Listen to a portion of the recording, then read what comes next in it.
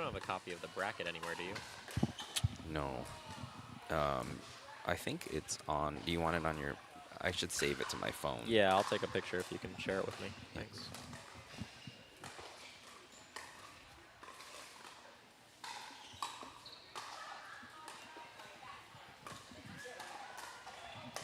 I at least have this photo of the first round matchups, and then I don't have.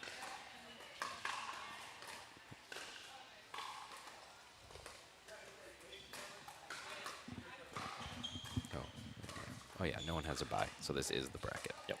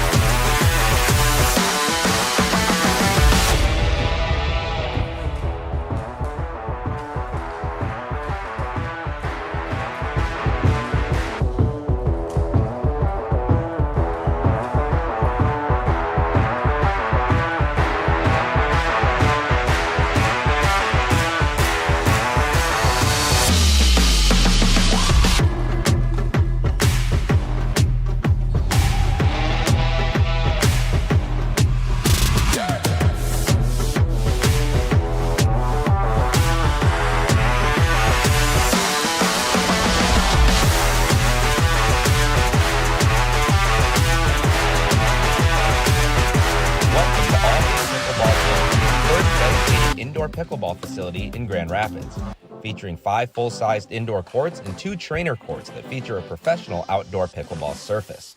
16-foot full enclosed ball containment nets on every court will ensure that you will never have to yell "ball" again. Looking to level up your game? Join any one of our leagues, drill sessions, or training clinics scheduled throughout the week. Industry lighting, online booking, key code access, custom training courts, and players' lounge are just a few of the amazing things about All In Pickleball Gym. Come check out our facility in Byron Center, Michigan at 400 76th Street, Byron Center, or visit our website at allinpickleballgym.com.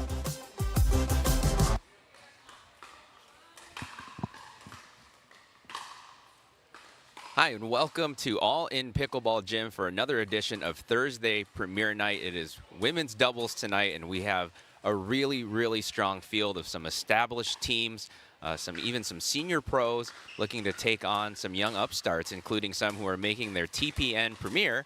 And we actually have the exact same situation in the booth where I'm an established veteran and I have a young upstart with me and Caleb Dang here, who Tori Much is playing tonight. So we brought in Caleb. So Caleb, welcome to the broadcast. Thank you. Thanks for having me. I'm really excited to be a part of the show, and I will try my best to bring the same energy and vigor that Tori's known for here. Less YouTube experience, but still plenty of things to say. And we'll just get it out of the way. Caleb and I are cousins, so there's going to be plenty of familial interaction here, and we're going to try to keep that appropriate as well and not make our families too ashamed of us. So we're going to do that, but we have a, like I said, very strong field tonight. So first, Caleb, as you were looking up and down the list of players that we got here, you immediately said really strong group. So what do you think of our field so far? 100%. We have a lot of Grand Rapids staple players here, some really strong ladies, many of which I've had the pleasure of playing with and against many times. And it just looks like we have such a solid, rounded out field of players here. And I think we're going to have some great matches, and it's going to be really even. A lot of potential for upsets, a lot of exciting points. I know many of these players are really known to be strong grinders, and so I'm excited to see potentially some very long points. Yeah, and we're playing with the Franklin tonight, as I'm waving to the players on the court. And we saw with the Franklin in mixed that we got some longer rallies, a lot of good defensive points, a lot of balls coming back that may have otherwise been put away. And so we're going to see that tonight. And, you know, they say it just about every PPA broadcast, they say it 1,000 times that women's doubles is the most popular, and a lot of people like, as far as the spectator side of things, like women's doubles the best. I can say for myself, at the pro level, that's definitely true. So I'm looking forward to this tonight because I think we're going to have very strong, essentially a bracket of the best women in the state. We don't have a complete. We're missing maybe a couple of the familiar names, but also we have a couple of, like I said, some newcomers who I think are going to make their mark tonight. So very, very excited about this, and we'll of course be giving Tori a little bit of a hard time too, since she's normally up here next to me. As we're waiting for the competitors to get going here, they are on the court warming up, and so we'll take you down there as soon as the matches start. But let's talk about some things you have going on. First of all, Paddles for a Purpose, really great cause that's coming up here, and so why don't you let people know about what you guys have going on there? Sure, absolutely. So Paddles for a Purpose is an attempt between myself and 3 other players, Sydney Sunday, Brad Haverkamp, and Julie Andersma. We're going to be attempting to break the Guinness World Record for the longest amount of time playing doubles pickleball straight.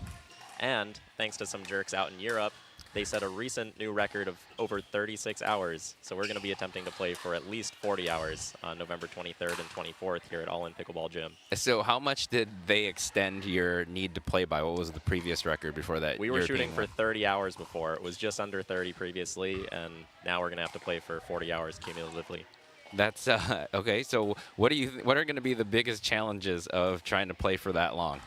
Yeah, for me, I think it's going to be holding up physically. I mean, I've never performed any kind of marathon athletic feats, and so just being on my feet for 40 hours straight, I think, might be a challenge. I think for some of our other players, they're more concerned about being awake for that long. Me being somewhat fresh out of college, I'm no stranger to pulling some all-nighters, so I'm less worried about that.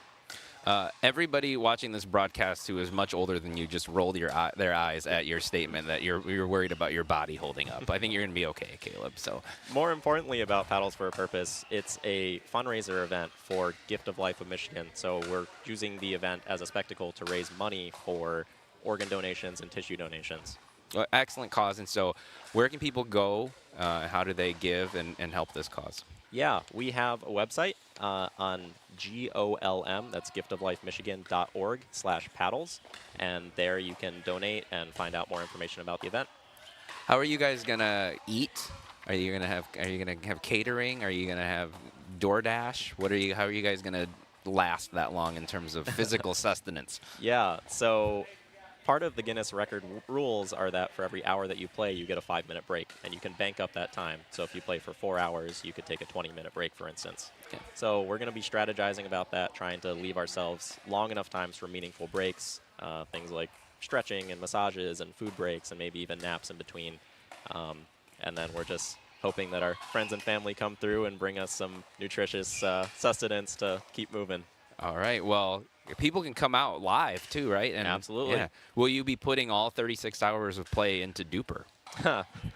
I hope not, because I think by about hour 10, I will not be bending my knees.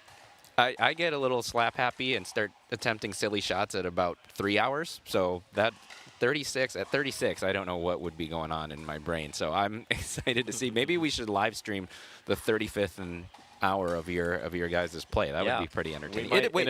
Is it live streaming? It will be live streamed here, yep, and posted on YouTube. We might inadvertently set the record for worst games of pickleball played in the world. Well, I think you'll have some serious competition for that, and likely not from the Europeans. But so, all right, we are getting ready to start some matches here. So let's get down to championship court. We are getting started. This is in the bottom of your screen here. This is Jenna Timmer and Lisa Spitters. They're our Lakeshore team, so I'm going to have some, I am from the Holland, Zeeland area, so I'm going to have some nice Lakeshore battle cries for them.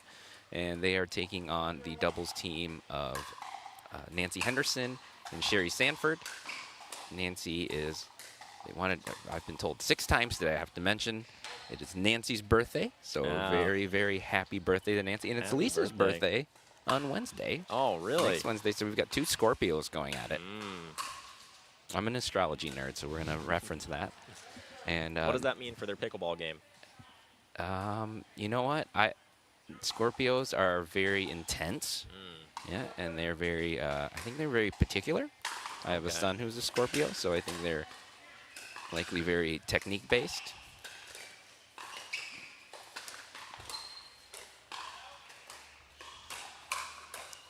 Oh, nice speed up from Jenna there. She is a little.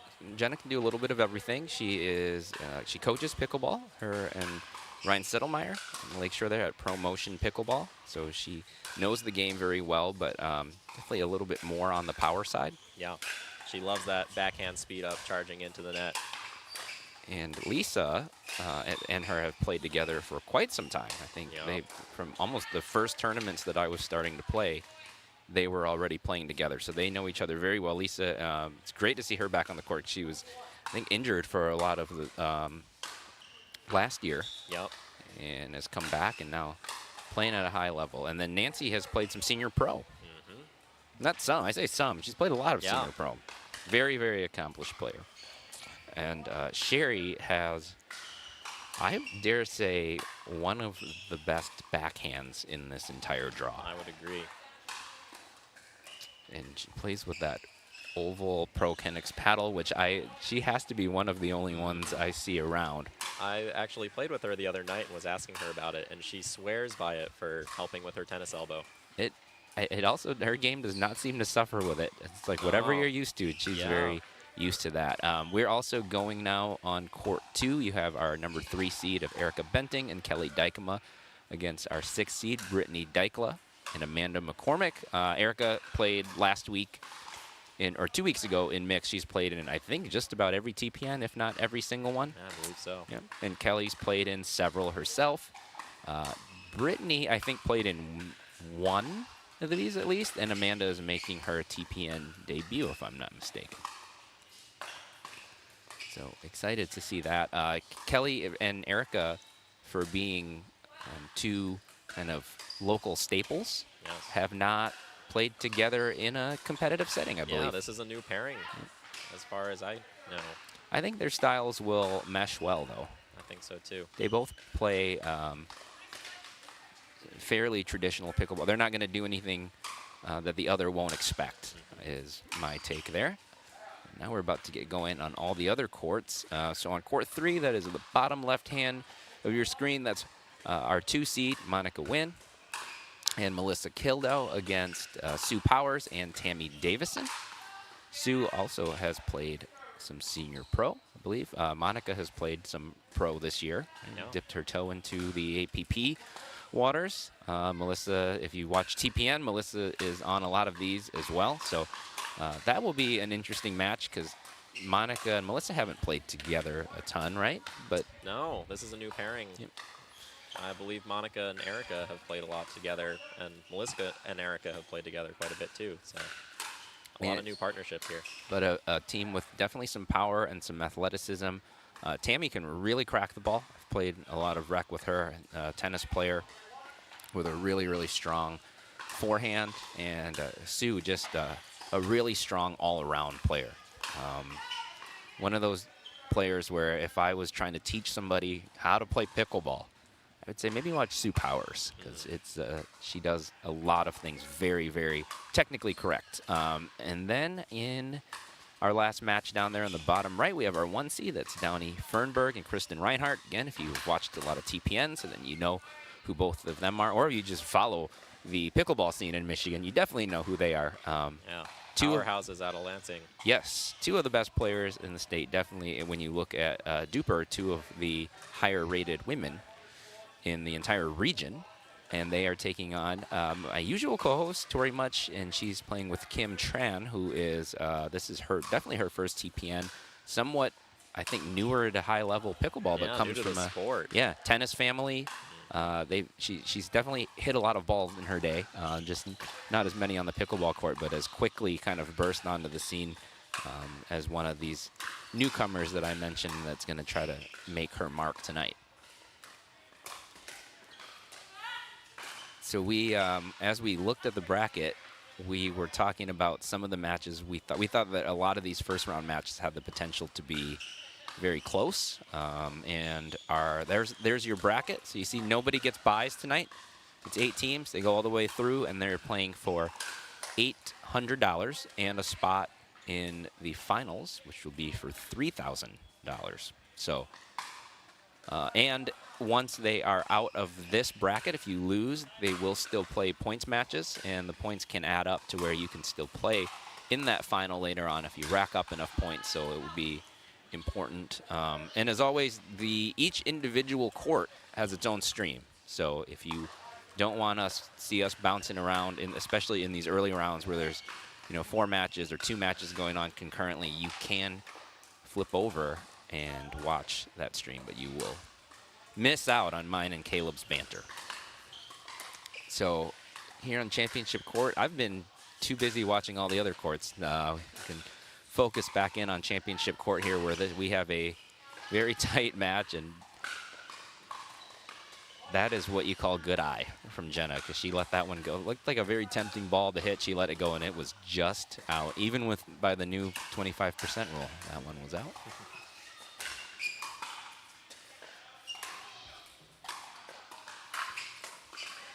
There's that BB of a backhand I was talking about with Sherry.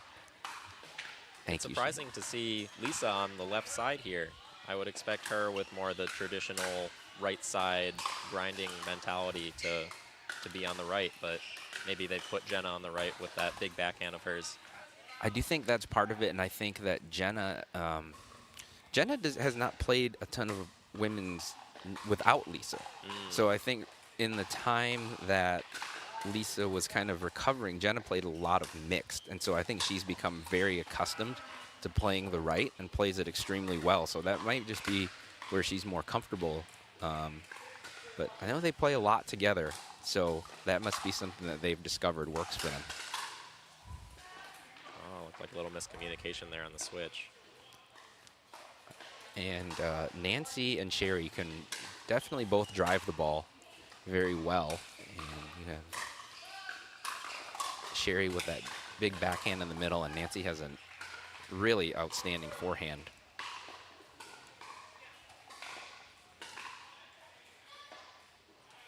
Nancy playing with the Gamma. Yes. It's a Gamma-sponsored player. And then on the other side, Lisa plays with that Engage. It's the one I just switched to. And Jenna's got the repping Holland with the Revel in Sports Revel Pro. I played you the other night with that new Engage paddle, Alan. You were ripping that ball. It's given me a little bit. It has a lot of pop coming off of it, as you need to have now, because everybody else's paddles were so poppy, and I had to be able to have a little more firepower. I loved my Electrum, but it was could only do the job so well. It's fun to watch how the new technology is affecting the game.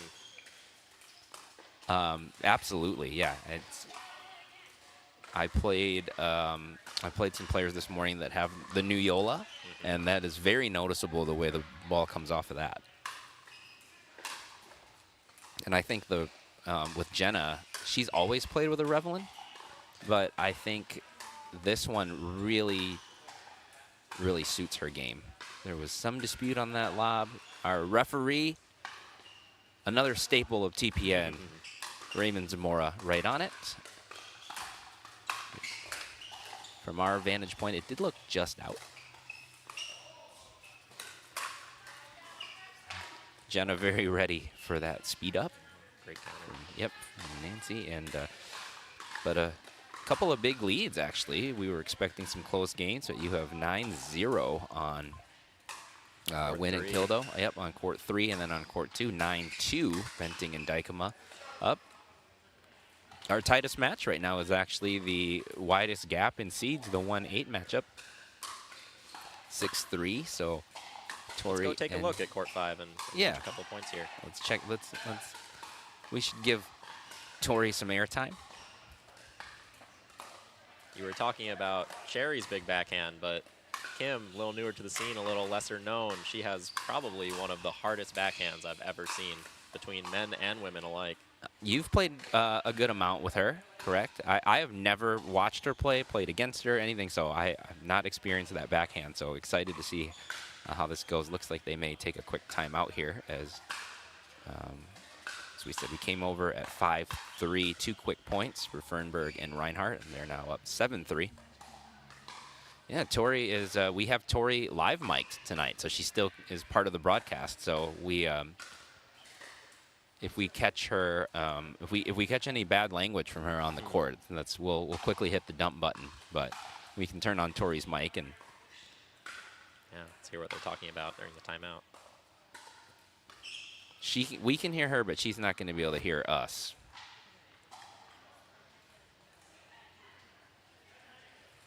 So we'll keep her mic going while we talk over this too.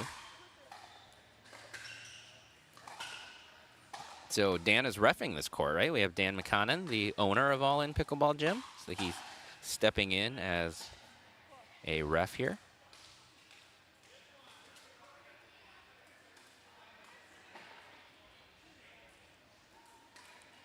This is Downey Fernberg to serve.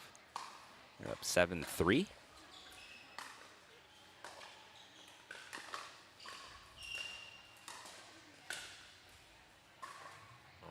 Miscommunication there up in the middle.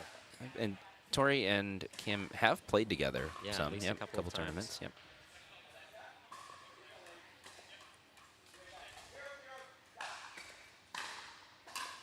There's that big backhand you were talking about. I saw on that serve return.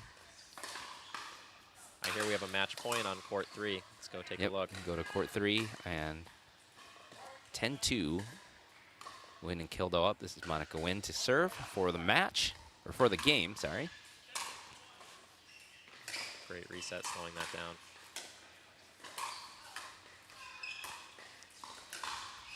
Yeah.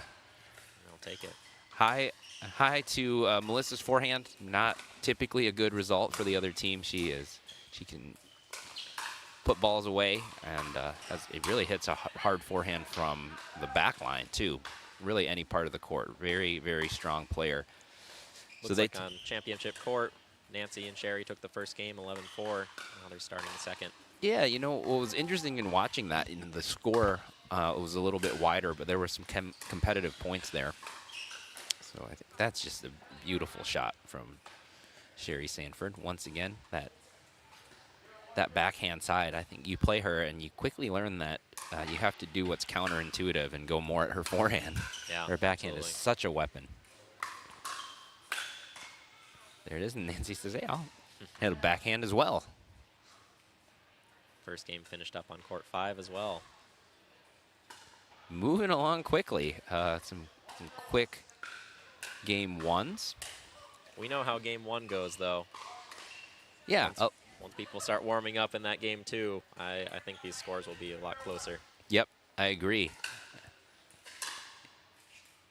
We've seen in past TPNs, we have had teams get pickled in game 1, come back and win the next 2.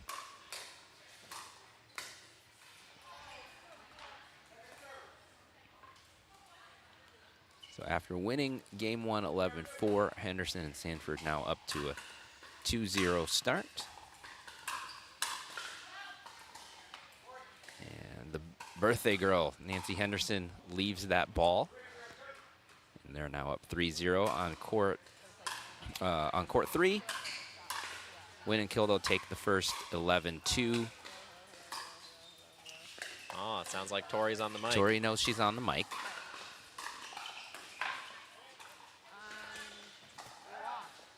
Well, it's not going to last for long because we're going to win this one. We love a game 3. Some words of confidence from Tori there. Classic Tori enthusiasm. Never any shortage of fight on the court. Never believes it's over till it's over. And see, she spoke the positivity into the first point and won. It's good self-talk to learn for all the other players out there. Great long point on championship court here.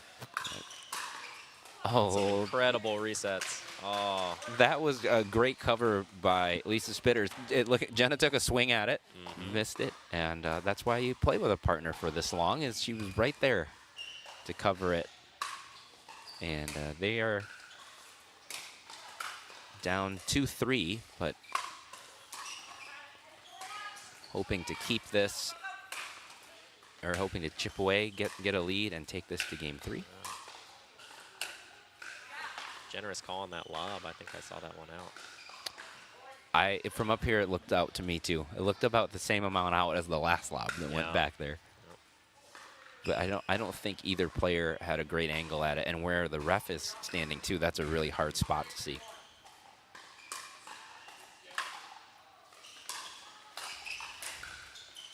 That's a beautiful shot. There's the reason Jenna's on the right. Yeah.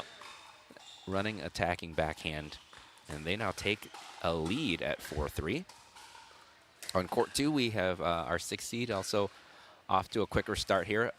Dykla and McCormick. They are up 3-1 after losing the first.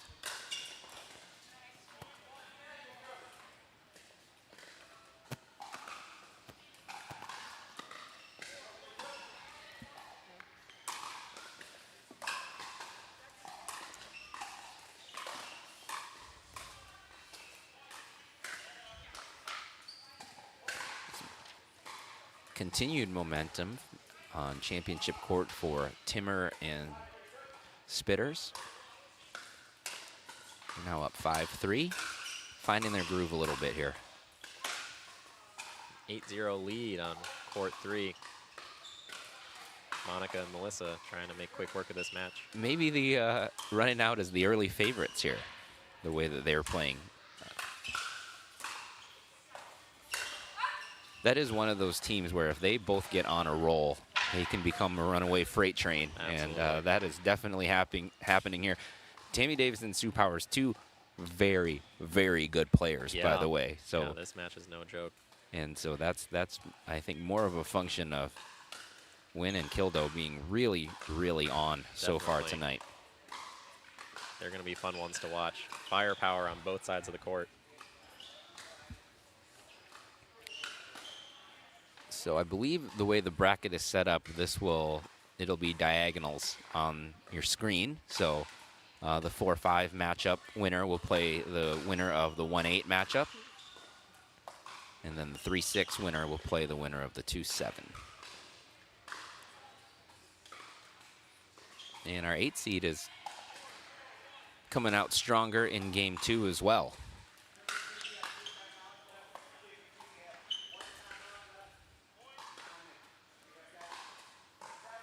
On championship court after a timeout, it's 7-3-2. Timmer and Spitters are up.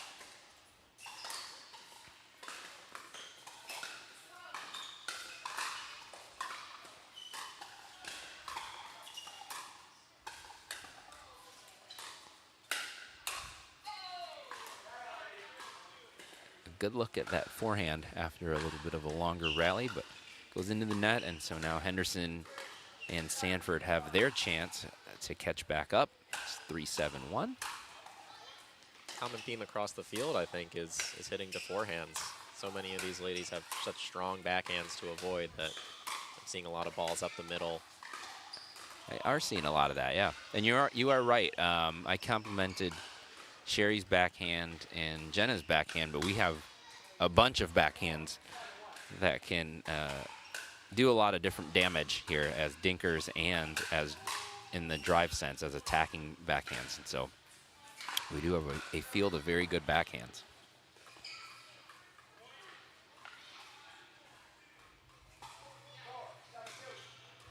On championship court, it's 4-7 on the 2. It's Sherry Sanford serving to Jenna Timmer and Lisa Spitters.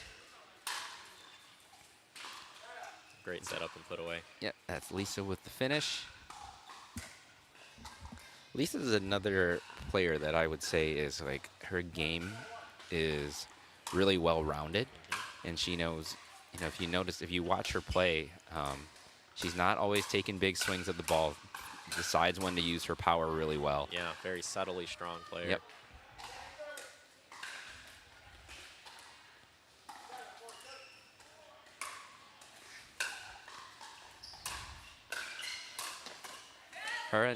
Her and Jenna are a great example too of, I think, if you start playing the game with somebody and you work your way up together, you can kind of naturally develop your game styles to fit together in some ways. Absolutely. Well, love from the net there. When things are going right, they're going right. And Timmer and Spitters now up 9-4 in game 2 after losing the first. So that's our best chance at a game 3 so far here as we look around on these courts. Let's go back to court 3 here. Looks like we have a match point. 10-2 in the second game. Win and Kildo on the top end of your screen. Win just served. Oh, And now that's the the match. Yep. That's the point. And 11-2, 11-2. We like a little symmetry sometimes, but Win and Kildo move on, and they look very, very strong in that first game. And again, if you are a supporter of Powers and Davison and you want to watch them continue on in the points draw, you can watch them on the individual courts. So they will continue to play tonight, even though they are out of the running for the $800. Still playing for a chance to rack up some points and make an appearance in the season finals. Oh, great What a ball shot hitting the there back of the line. By Lisa Spitters. The lob to that line has been a weapon tonight, but that was from her backhand side.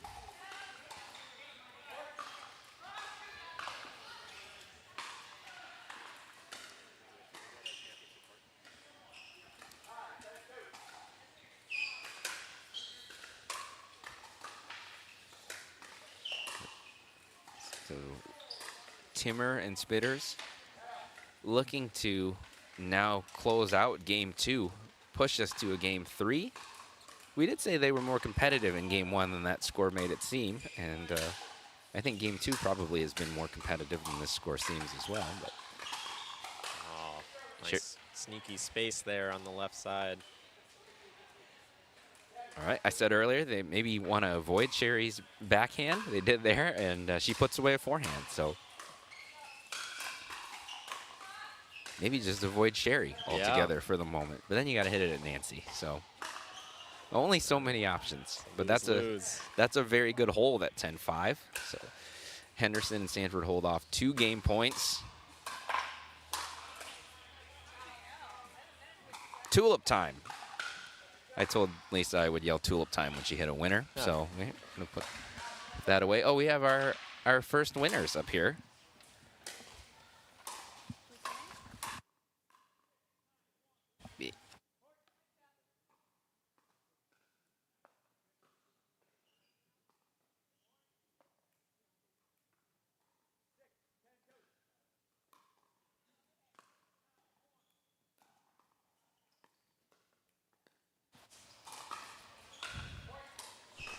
All right, we have our first 2 winners here.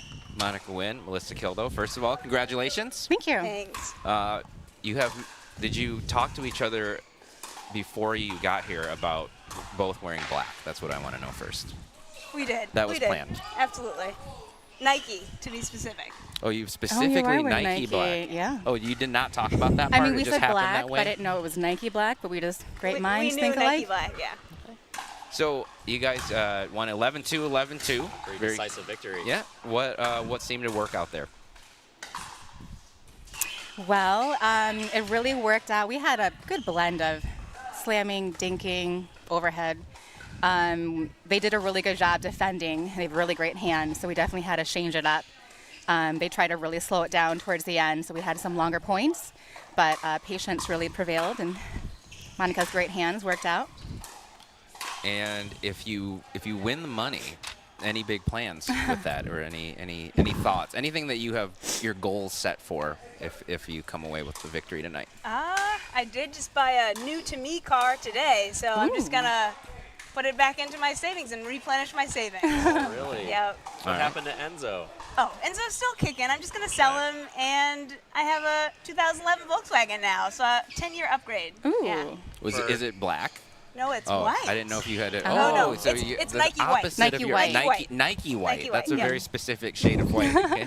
And Melissa, any plans or My anything? birthday is next week, Okay. so I would love a little birthday present. Ooh, Yeah. happy birthday. What do you want for your birthday? I'm though? actually going to Thailand in 3 weeks, You- so okay. I could use some Okay. travel money, Very fun. buy some food, buy some yummy food. Okay, that's a good Yeah. something to use it for. So you have It's Nancy's birthday tonight. Yeah. By the way, and Yeah. it's Lisa's birthday next week also. Oh my gosh! I So wonder we what just day. we just have a bracket full of Scorpios. Caleb asked earlier. I don't know if you're into astrology, but how does being a Scorpio translate to the pickleball court? Do you have an answer to Well, that? the Scorpio's supposed to be kind of fiery. Oh. I could see that sometimes. That's what Alan said. That Yeah. was okay. A Yeah. little fire here and there. Okay, I read the chart correctly. then. Speaking of fire, this seems to be a new partnership. Am I right? Yeah. It is. It is a fiery partnership. It is Yeah. fiery. Yep. Yes. We were talking about how when you two are on, it's just going to be lights out. I agree. And Melissa was very on in the first game, and I hope we just continue that throughout the next couple, hopefully. Yeah. Awesome. All right. Well, good luck the rest of the night. Hopefully, we get you back up here. We'll think of more questions to ask you. Maybe we'll talk about Thailand a little Great. bit. We got to Perfect. save a little something Yeah. for the other Love interviews. it. 'Cause we assume you'll be back here. But good luck. I Thank hope you so much. Thanks, Thank you. guys. This is so sweaty. Yeah.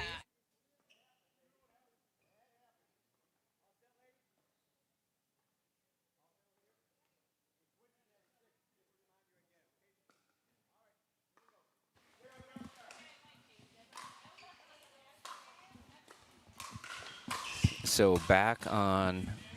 Well, I was just going to say we had a game point, and then it finished up. So 11-2, 11-7, Benting and Dykema move on, taking down Dykla and McCormick. Again, if you want to keep following Dykla and McCormick, they will be on some individual streams as well. We've started game 3. Looks like it'll be likely our only game 3, as Timmer and Spitters take game 2, now up 1-0. And so the winner of this match will take on Fernberg and Reinhardt, our 1 seed, who I believe now have finished their match. And Benting and Dykema will take on the team we just had up here, Win and Kill, though that will be a very good match. Yeah, I agree. A battle of some former partnerships there. True. They'll all be very, very familiar with each other on that court, and I think that usually brings out some fun points when they know each other's shots and know each other's game. And Lisa gets the roll. We call that the windmill. I'm just going to, as many Holland references as I can come up with tonight.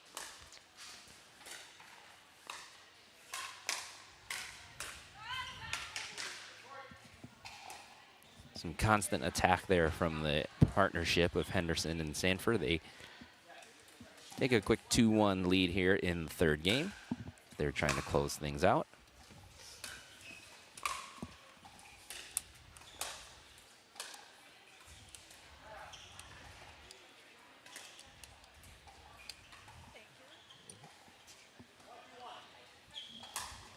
And we now have our next set of winners up here in the booth joining us, Downey Fernberg and Kristen Reinhardt. So first of all, congratulations. Thank We you. see a Thank lot you. of you two up here. What was it like to play against Tori instead of having to be interviewed by her?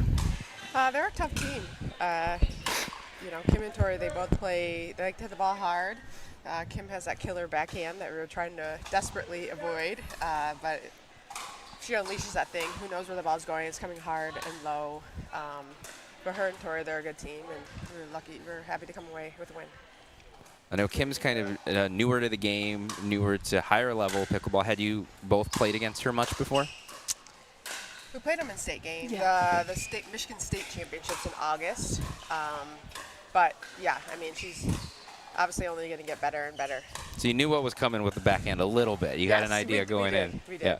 So we asked them, we asked Monica and Melissa when they were up here now, if they won tonight, if there was anything in particular they were going to look to spend the money on. Do you two have any current goals or things that you have your eyes set on as far as maybe using your TPN prize winnings if you get it? To give it my mom. Oh, to give it to your mom. That is such a nice, sweet gesture that I don't have anything more to say. And She's Kristen? babysitting. She babysits. Oh, she so- babysits. It's a babysitting fee. Yeah, Okay. so Downey probably owes her more than that. if Oh, she yeah. wins. Just kidding. Downey's mom's the best. But no, we have the holidays coming up, so definitely maybe buy myself something nice. I don't know what I want for Christmas yet, but maybe I'll buy myself something. Or also give the money to Downey's mom since she's allowing Downey to play with you. Maddie, I'm like Maddie's aunt. So I actually saw Maddie last night. I bribed her with something if she behaves at school. I said I would buy her dessert. So Oh, so some there of the you money go. can go for that. Yes. Maybe not $400 worth No, of dessert, no, but no, a nice dessert Yes. nonetheless. Yes. Yes. So. So you two have played together a lot. Is there any, at this point, is it just sort of like second nature playing with each other? Is there ever any kind of confusion or who's taking what ball or anything that you're still learning about each other? Or is it pretty settled up by this point? Yeah, I'm very comfortable with her playing her. We don't have to talk too much. Although sometimes she says something a lot to me that I should not do that. Avoid something, move your legs, and still be awake. I was a point guard in basketball for a long time, so the vocalness definitely comes out in me, but we're very comfortable with each other. Obviously, I think we're both from the East Lansing area, so we play together a lot, with and against each other, which is great. But, we're good friends off the court too, so, I think having Downey is an amazing partner, so I'm very lucky to be able to play with her a lot. But we're also good friends, and I think we enjoy each other's company on the court and off the court, and I think that makes for a good partnership. Caleb, you have any questions? No, I don't think so. Okay. I'm excited to see you guys play in your next match. I have one championship. final question. Yeah. Melissa was just explaining, because it's her birthday next week, she just explained how Oh, being wait. Downey's birthday is before Melissa. Downey has a big birthday on Sunday. Wow. Oh, see, we asked her how 40th. I I turned 40. Wow, So- you raised No, your she voice. said she said He it. was It was excited. only You guys because said we have 40. No, 40. He just Oh. turned 40. That's why he was That's excited. why I was You're excited joining we're with us. together. friends. Yeah, exactly. So I asked Melissa how being a Scorpio plays into her game. What is your? Well, I want to know. Well, I was going to ask you your signs. Now we know you're a Scorpio. I can tell now from your game. Kristen, what's your sign? I'm a Cancer. You're a Cancer. Okay. Is that where the point guard nature comes from? I'm not really all that into astrology and the signs and stuff, so you're asking like the wrong person. Okay, but we're gonna figure it out. Yeah, We're I'll look it up We're gonna too. figure it out. Well, Either Scorpio's way, known for aggression, so maybe Cancer is the sign of defensive and yes, steady. yes, we'll go with that, even if it's not We'll the have to case. ask some of our more steady players and see if they're Cancers. We might surprise see, them with it's my theory that the good partnerships is they're also astrologically aligned, and they are right here. So that's where we're gonna find out. Well, anyway, we'll have more astrology questions for you later. We assume we'll hopefully see we you win. back. We Hopefully assume we we'll win. see you back up here. Good luck in your next match. You will. Thank you so Yeah, much. Thank you. I'll take it. So back here on center court. Henderson and Sanford taking on Timber and Spitters. I know that Jenna is a Libra because I'm also a Libra, and we have birthdays very close together. So the Libra Scorpio pairing, I believe, is a good pairing.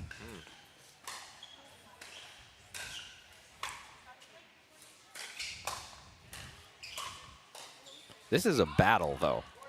I mean, we did an entire interview there, and they're still at, I was going to say 4-4, but 5-4, and these have been some really long points. This has been an excellent match, which doesn't surprise us given these two teams.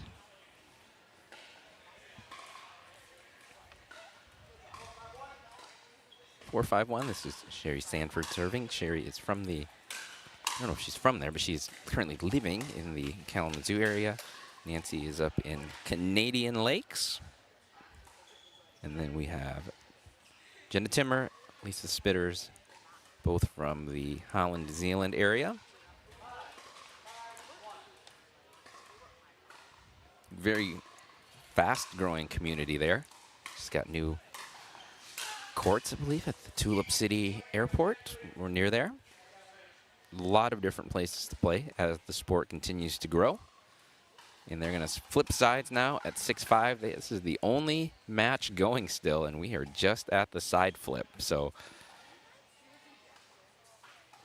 treated to an outstanding first match here on center court. And while we have a little bit of a break, Caleb, I know you're involved in Paddle Wars, which seems to be very successful so far. People seem to really have enjoyed the concept. Kind of talk about what that is for some of the people who are listening who may not know what Paddle Wars is. Yeah, so Paddle War is an exciting new format. It's similar to USTA tennis, if anyone's familiar. They're small local travel leagues, and you play against teams all around your city, and then there's escalation. So if you come out as one of the top teams in your area, you'll play the top teams from Detroit and neighboring cities, and then if you win that, you have a chance to go to nationals.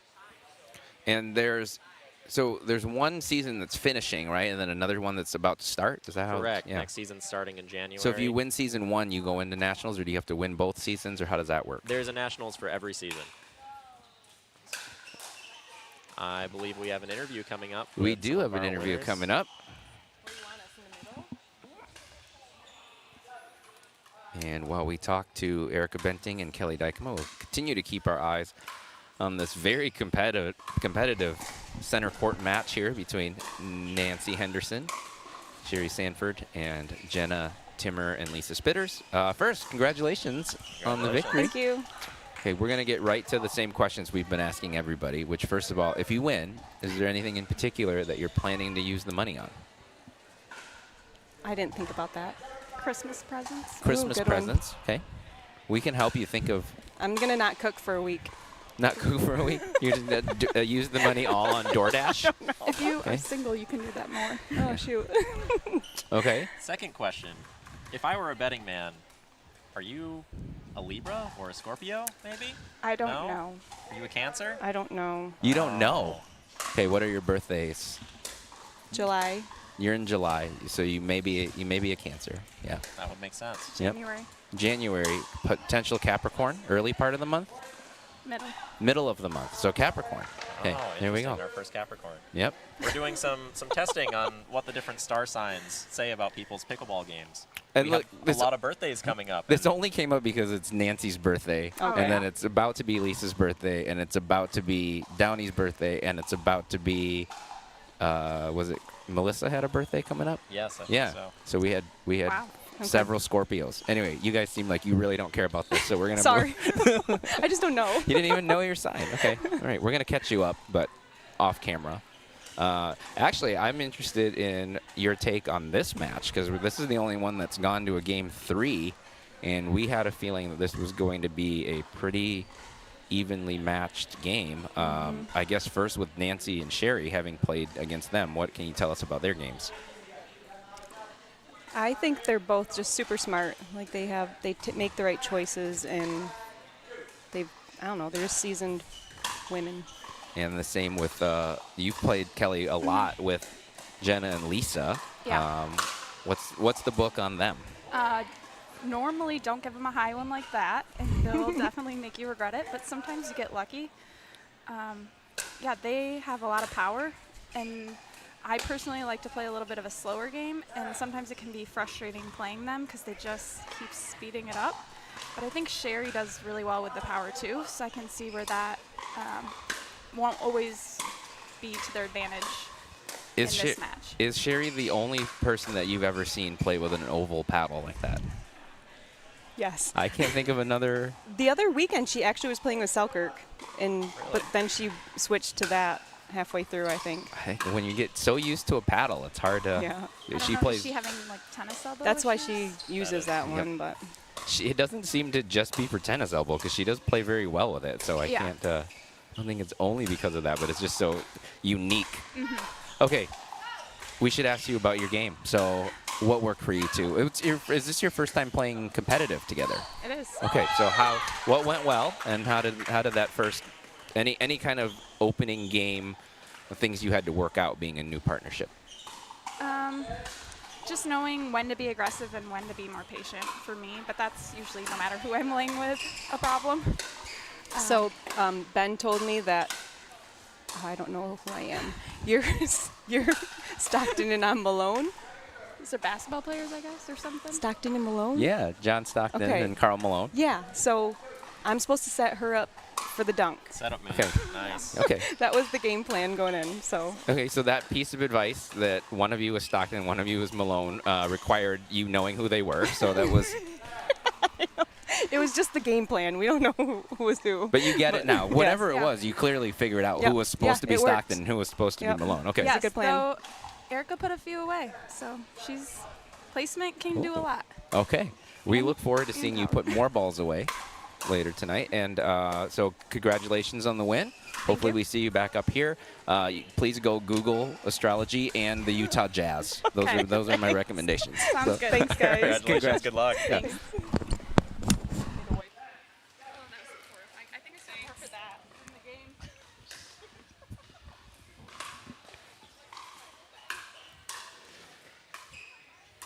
So a couple looks at, oh, I jinxed it. I was going to say they held off a match point. The net cord helps out just a little bit there. And Henderson and Sandford take what was an extremely competitive match in 3 games, 11-4, 11-8, 11-7. And if you want to continue to feel the zeal and follow Jenna and Lisa on the rest of tonight's matches, you can go to the individual court streams. We're going to get going in round 2. We're already into the semifinals. So, Caleb, first time up in the booth for these matches. What'd you think of round 1? I really enjoyed watching these games. I don't think the scores were entirely representative of just how competitive and powerful some of these teams are. And it's going to be really exciting going into the semis to watch these powerhouses face off against one another. We have our in the corner there, one of our great sponsors is Kind Crumbs, which is owned and operated by one of our local players here, Rebecca Duvin, and entirely allergen-free, gluten-free, soy-free. A lot of it is dairy-free, and you can find it just about anywhere. A lot of local coffee shops, family fare. Some of the local orchards carry their products, so make sure you check that out. That is Kind Crumbs, and they are one of our wonderful sponsors that help make events like this possible. We have our next winners. You took your time. You took your time. The only match to go to 3 games, but you got up here. So, yeah, a real grinder of a match. That was a great match to watch. Just kind of talk about, in general, what it was like playing Lisa and Jenna and what you had to do to finally get over the top and win that one. Well, we had to drop everything at their feet because if it even came a little bit to their waist, they would kill it at us. And that was happening the second game. We were trying to drill the ball too much, and they were just making really good shots off of our power. So yeah, they're tall and athletic, so it felt like they plugged up so much of the court. Well, that was it. That's exactly what happened. So once in the third we got going in, we got the thirds going in at their feet, which definitely helped. So. And I know you both played a lot of pickleball. How much have you played together? 2 or 3 times? 2 or 3 times, yeah, about that, yeah. And So. in competitive settings, in tournaments, or like? Yeah, we played each other in tournaments too. But not together. No, not together. Okay. We played in one of these last year together. So how was the first game? You know, the partnership that you haven't played with much. How it looked like you did fine as far as figuring out who was going to take what ball, and there didn't seem to be any kind of mix-ups there. So what worked with playing with Nancy? I think letting her take that middle so we didn't have any miscommunication, and only one ball I think we had a little confusion on. But we decided we couldn't remember last time we played what side I played on, and we actually texted her husband to try to find out if he remembered. And then we just decided that I would play the left and we would stack the whole play the left and we would stack. So that worked. Yeah. Worked great because then we're not getting confused on each side. So, yeah. So it worked out great. Sherry played great and very excited. Great. We had great coaching from her daughter. Yeah, that definitely helped. In between there, she coached us a little bit. So thanks to Julia. So. All right. Yeah. Sherry, we were talking a lot about your paddle amidst all of the new technology that's going around and sort of the arms race of newer paddles on the market. What are you playing with? I can't switch. I keep trying different paddles, but I have bad tennis elbows. So anytime I try to quit or switch paddles, it comes right back. So it really helps. Yeah. Not my favorite, but it's it awesome, helps. and it's a testament to how good of a player you are that you're that effective with an older paddle like that. She The does archer, great. not the arrow. Yeah, she does. No, and nobody can ever claim that it's delaminated. So you have No, that. Nobody will ever that's call for you sure. on that. It's like a piece of plywood Yeah. with sand in it. So, Nancy, it's your birthday. Oh, Happy it is. birthday! Yeah, birthday. We've been thank told. you. So, if you win the money tonight, is there Yeah. anything that you're gonna buy yourself for your birthday, or any plans for anything? Oh, no, I'll just probably spend it on the grandkids, probably. Maybe you'll upgrade your So- tickets. Yeah, upgrade my tickets, right. But yeah, just another day. You know, I've been 49 for a long time. Oh yeah, it's like Groundhog's Day. You just keep Yeah, turning keep 49 every year. Huh? And That's Cherry, right. if you win the money, will you give it to Nancy for her birthday? Of course. Of course Yeah. she will. That's course. right. It's a good partner. It's a good partnership. Oh my gosh. Yeah. Oh, okay. So then So- our other thing, you're not alone, by the way. We have 3 other players in the field tonight have birthdays next week. Oh, so really? we decided we just have a bunch of Scorpios. Well, Jenna's grandma's birthday's today. There's just Today, I didn't even know that. She came up to me, so that was okay. funny when Jenna found out. So many birthdays. Sherry, when is your birthday? I'm a Taurus, May. You're a Yeah. Taurus. Okay. So we've been asking the other partnerships how their zodiac signs affect their pickleball game. That's Do you right. have an answer for that? I'm supposed to be stubborn because I'm a Taurus, but yeah, I'm stubborn. Big Yeah, backhand. I don't know how it maybe. works Yeah. with A you. little bit. Yeah. Do you have a sense of what your Scorpio No, sign I don't gives even you? know what my sign is. What Okay, does it mean? Do you know what Scorpio is? Fiery. Intensity. Oh, Aggressive. yeah, that's Yeah. definitely probably fits me. Okay. Yeah. Score 1 for the zodiac then. That's right. All right. Well, congratulations on your victory. you. We look forward to seeing you in the next match. Happy birthday, Thank and we you. hope we see you up here again. Thank Best you. of luck. Thank you. Thanks.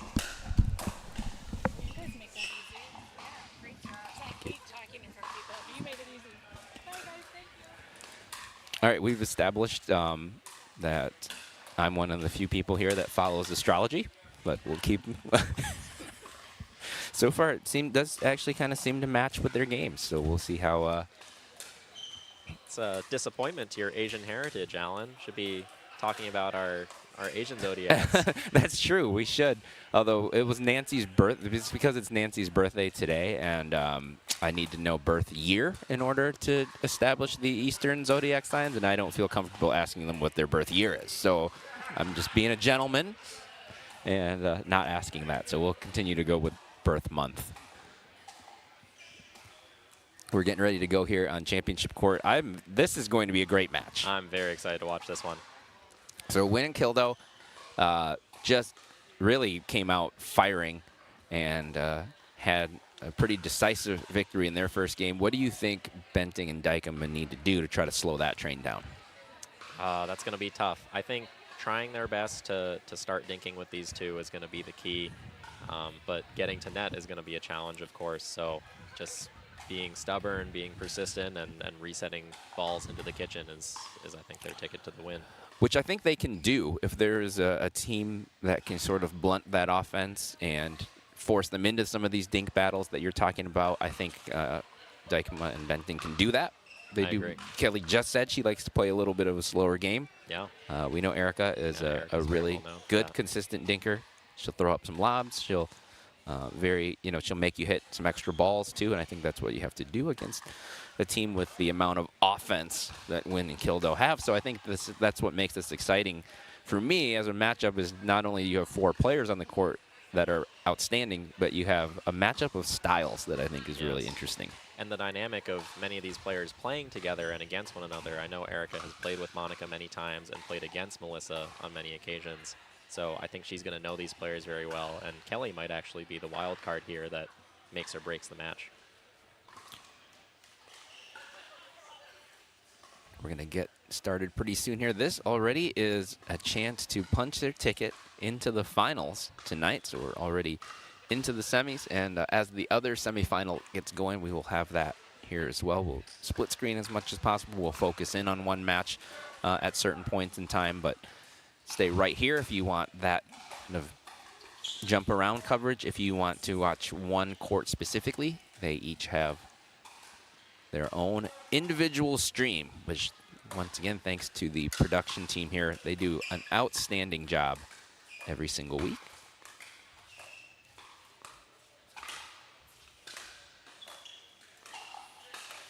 So far, Yeah. yes, 2 script for Benting and Dykema. Yep, got Slow to the point net. down. started dinking and found that opening. And shout out to Erica's eyewear, which I think is fashionable and functional at the same time. Yeah. I don't think she actually has any lenses in those glasses. I think she wears them purely for eye protection while playing pickleball. Yep, I don't think she liked the glare off of them, so. Yeah. Oh, that's a great spot. Yes. Just a forehand roll, good angle, and it's into the net here that surrounds the courts at All In Pickleball Gym. Big speed up from midcourt for Monica. Caught Kelly running towards the net. She did look like she was ready for the drive. Just put it into the net. Oh, what a good spot there from Erica Benting. That's been trying to find other ways to compliment my opponent when they hit a good shot. Good spot is said a lot. I'm like, I gotta vary up the things that I say. But sometimes it is just a good spot, and that was there from Erica Benting. So we expected a competitive match. So far, these early points point to that. Should be a lot of good back and forth here.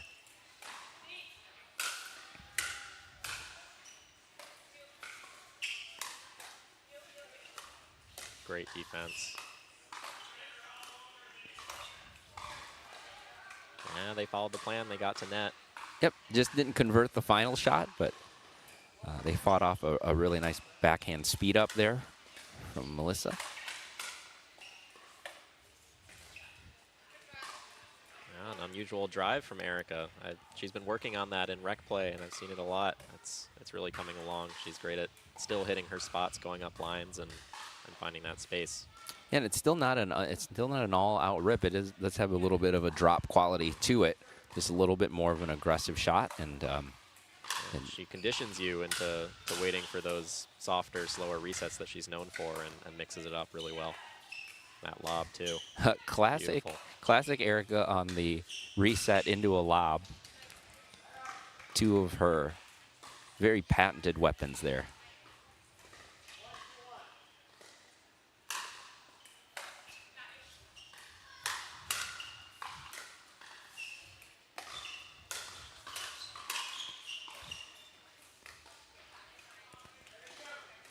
Great hands. Yep, a little bit of a firefight breaks out, and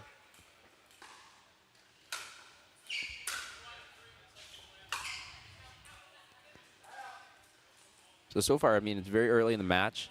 It's just 2-1, but I think in terms of the pace and the style of play right now, I think our 3 seed is doing what they would want to do. Likely this is the game plan that they set. This is what we thought they would try to do, and so far, we've been executing it. Wow, it's a great spot from Kelly. The right time to find that backhand rip. We've talked about this being a field of really strong backhands. Oh. We got to add Kelly to that. That was a heck of a shot. Benting and Dykema running away with it a little bit here, going on a run. Yeah, very strong start. Like I said, I think they had a good idea of what their strategy was going to be, and started to execute that pretty well. Not on that point, though, as Melissa finds her forehand, and when it's up that high to her forehand, most of those don't find their way back.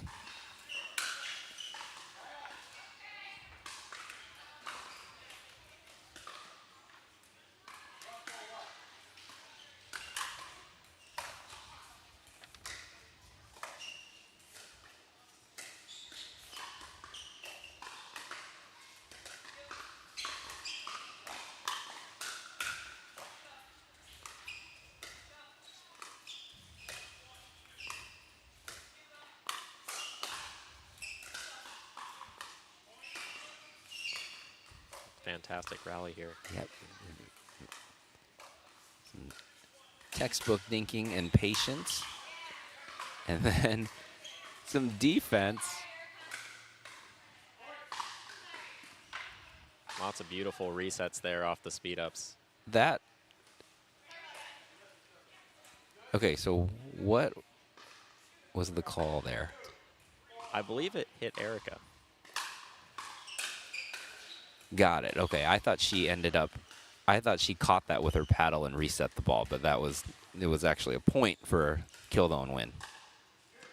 It come off her paddle and hit her? That must be what happened.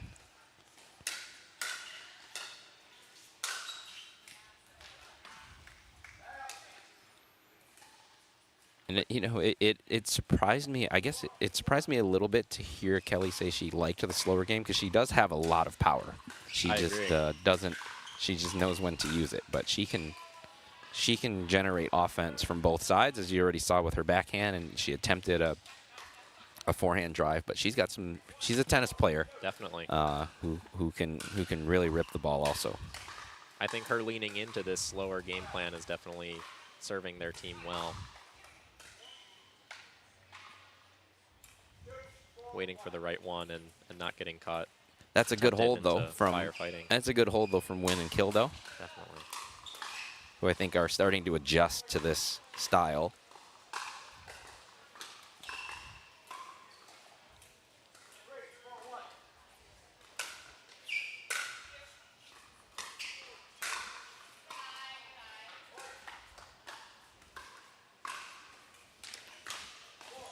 So after a fast start from the 3 seed, our 2 seed chips their way, works their way back in, and it's now 4-4. 4-4-2 now. This is Melissa Kildo serving. She is from Grand Blanc, Michigan. Comes from a varied background of sports, tennis, which you can definitely see the tennis stroke, but also soccer and track.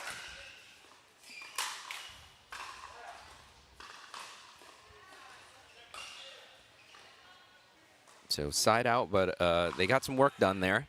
Got the lead, took over down 2-5, and now we're up 5-4. And then we are going in the other semifinal, our 1 seed. Fernberg and Reinhardt up 5-2 on our 4 seed of Henderson and Sanford. These players have all, on court 2, have all seen each other quite a bit as well. Fernberg and Reinhardt, such a strong team. Styles that really complement each other well. They've won a lot of matches together, but I don't think Henderson and Sanford will go away very easily in this one. They're going to make it competitive. Yeah, I couldn't agree more, and maybe that Taurus mentality, the stubbornness. I think also the variety of shots that they have and the pickleball IQ certainly will help make this a competitive match. And as such, Sherry Sanford finds her forehand, and they're down 4-5. Nancy is also just such a smart player. I think her experience in the senior pro circuit has given her a lot more experience that she uses to change up her game and change game plans on the fly. Yeah, always looks so comfortable on the court. Never looks pressed, never looks out of position, never looks frazzled. As evidenced by a couple of those resets, but couldn't keep that last one away from Downey's forehand. But that was a good possession for the 4 seed. They catch back up, and it's 5-5. So a couple of very competitive semifinal matches here. Monica Wynn finds a sharp angle. Initially on that line call there. Yep, initially called out, but our ref, Ray, standing right on that line, and I do think he correctly overruled that ball. Looked in, traveling pretty fast though. Yeah, oh, yeah. Well inside that's the in line. the blue. But Erica doesn't have lenses in her glasses, so that could be a factor.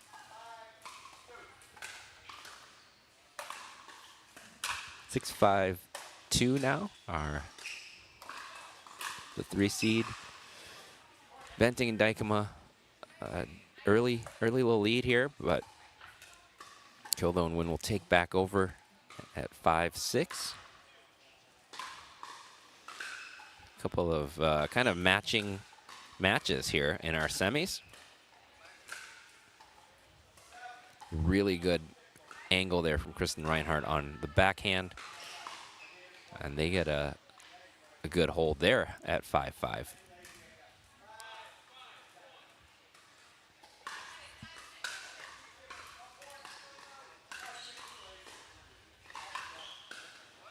Win Kildo serving 5-6.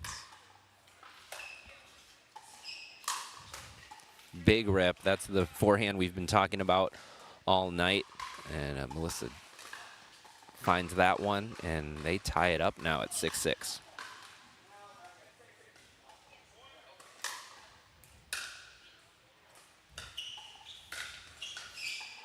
It's a great shot there from Kelly Dykema. That's signature backhand. She does have a really good, that one-handed roll of hers is a really tough shot to deal with. She can put a lot of angle on it as well.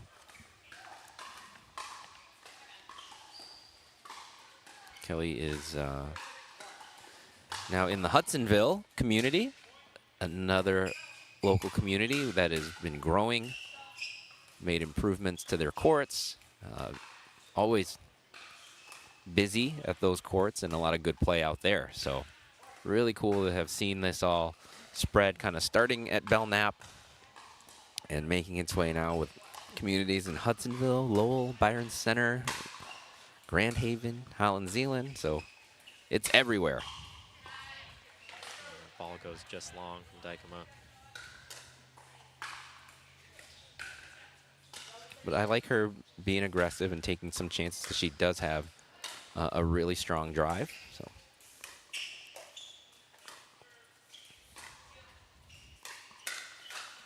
Yeah. Great job covering that middle ball there. yep, after getting pulled wide to hit that dink, got back to the middle for that counter. She played also a variety of sports. I know she played tennis at Hudsonville, but also volleyball and soccer. We've seen some of that athleticism. The timeout for the 2 seed, now down 6-9. So Dykema and Benting playing really well in this match. Very solid. I've seen most of their points one dinking. I think as we predicted, them sticking to that game plan and Kelly coming to clean up the points at the end is very effective. Yep, I think picking her spots well to be aggressive. And so back on court 2 now, the 1 seed up 7-5. Well, this has been competitive, and they've had to work to get the 7-5. There's the patented Sanford backhand. Kristen looked like she was ready for it. Just didn't quite hit the shot, but she was. When you play Sherry, you know that backhand's coming at some point, and she can speed it up from right there at the kitchen line. Such a tough shot to deal with. Oh. Beautiful angle from Yep. Kristen Reinhardt. Kristen Reinhardt, also a very good athlete. She mentioned playing point guard. She did so at Ferris State, so played at the college level.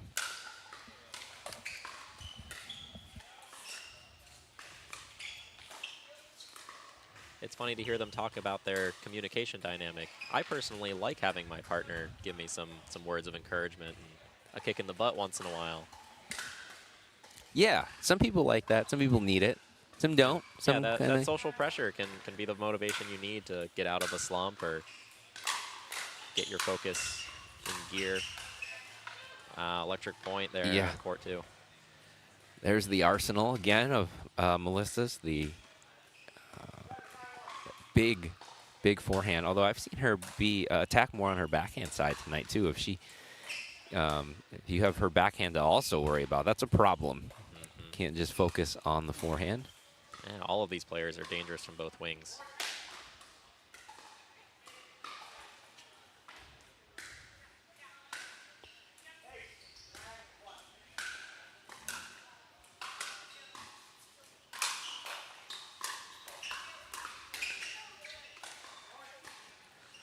Good timeout for Win and Kill, though. They took that timeout down 6-9, and now 3 straight points, and it's 9-9.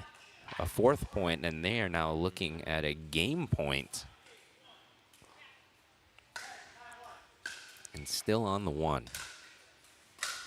Let's zoom in on championship court here. Watch this potentially game point. Oh, and that ball's just short.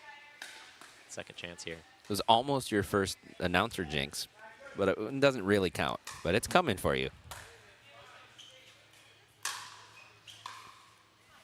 Ball just out, but a good possession for Win and Kill, though. And so see if Dijkma and Benting can slow down that momentum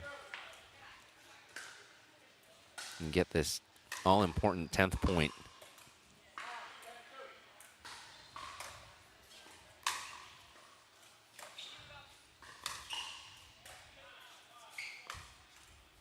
And there it is. That's at least, you know, you can send it back over and not give them a first look at a game point as soon as they take possession of the ball. So get it to 10-10. We're going to play some extra points out.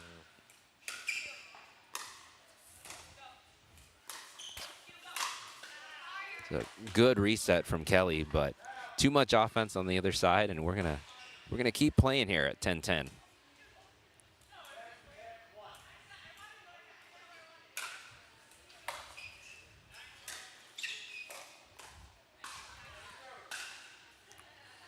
I don't have any other way to say it. That is a good spot. A slicey, slower ball right at the feet.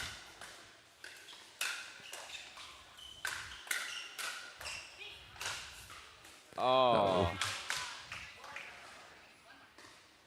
Little help from the net, or a lot of help from the net. And it's now a game point at 11-10.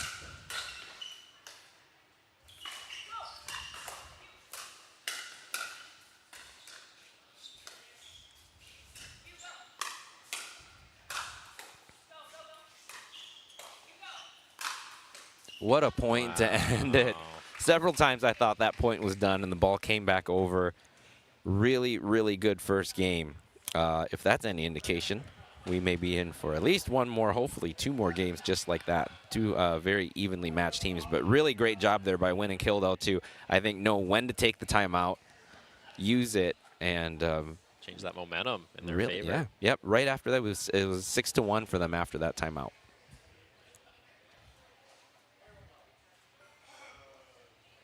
That is a point. Definitely worth the replay. Off the net cord again. That's a great shot from Kelly there. Yeah.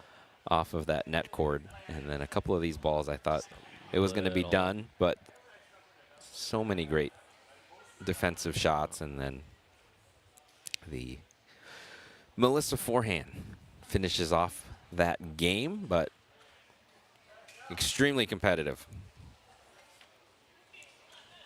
So in addition to playing and doing paddle wars and all that, I think you were also a Yola rep. You were repping the jacket tonight. What's the newest paddle that's out? I think I played against it this morning, and it was not fun to play against. So kind of talk about some of the newer models here. There are a couple of paddles. So there's the Mod TA 15, which is legal everywhere. It's sort of the very important for you to say that. Yeah, it's the fixed version of the Gen 3 paddle. That was causing a lot of controversy. And then they re-released the Gen 3 as the Gen 3S, which is still controversial as it's not USAP approved, but it's approved under the new UPA approval system that's going to start getting used in the PPA. And so I think there's a lot of confusion amongst players about which paddles are legal where, and it's kind of starting a pickleball ethics conversation about the legality of paddles and where the sport wants to go with its technology growing. You know, if everybody just played with an oval Pro Kennex, then we wouldn't have any of these problems. Yeah. But all right, you caught us up on the Yolas, and we're back going here on championship court. It's 1-1. And on court 2, Reinhardt and Fernberg, they also ended on a big run there. It was 5-5, and they rattled off 6 in a row to take game 1 over Henderson, our birthday guest, Nancy Henderson and Sherry Sanford. So then they now start off game 2 with a 1-0 lead.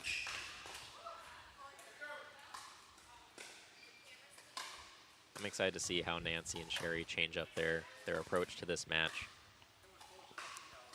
Yeah, I don't. The first half of that match went so well. I couldn't really detect what was different in the second half of that match, other than I think Kristen really found some shots and some angles, Yep.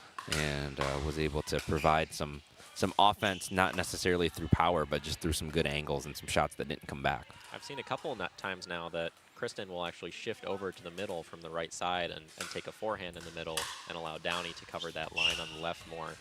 And I think that's been effective, and it gives her that angle out wide to the right. Saw a little bit of that there. Downey shifted over and took her forehand, and that may be, I think that may have been in response to Sherry liking to hit her backhand down the line as well.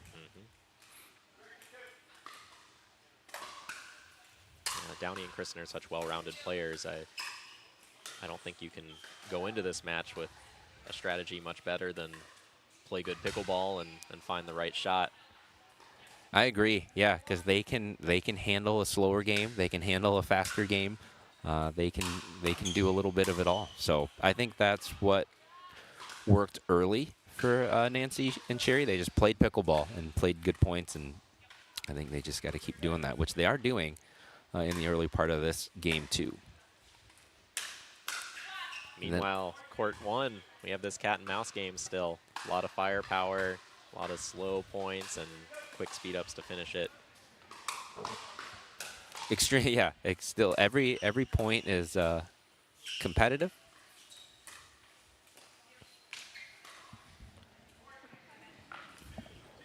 Okay.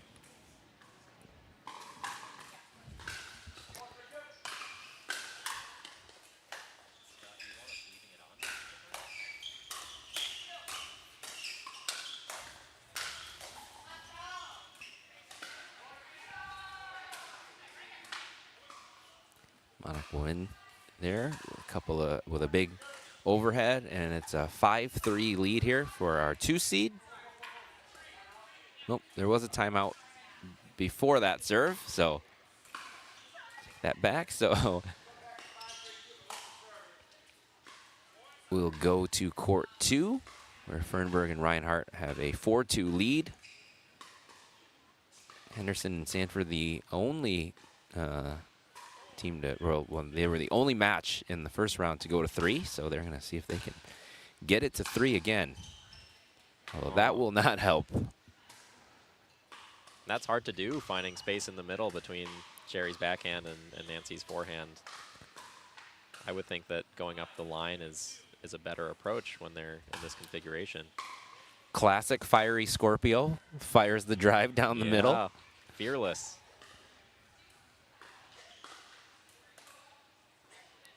Although that now is a side out, and this is, I think, an important possession for Henderson and Sanford to not let their lead get, Fernberg and Reinhardt's lead get stretched out more. So I think you want to build a little momentum here on this possession.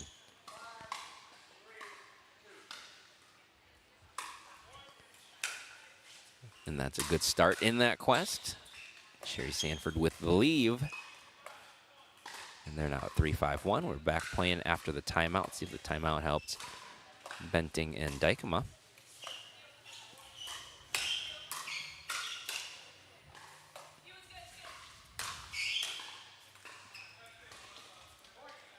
Well played point all around. I thought Kelly had a couple of really good counters there. But when you have Melissa and Monica just keep firing, it's like they tell you in basketball, if you're a good shooter, just keep shooting. And I think if you have a good drive, they can kind of just keep coming at you like that. Keep attacking, and you see it right there. Favor. Yep. So Benting and Dykema, I think, have to find a way to get this back to what they came out doing in game 1, which was being able to slow down points and dink it out and grind it out a little bit. But win and kill, though, certainly making that strategy tougher to deploy. Looks like Henderson and Sanford got a couple of points there, keeping the match close.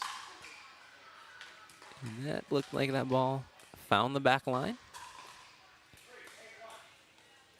So that ends, but a good possession, I think. And now it goes back over Reinhardt and Fernberg up 5-4. Maybe that ball was out. Yeah, I think Downey tilted her head back in frustration a little bit there.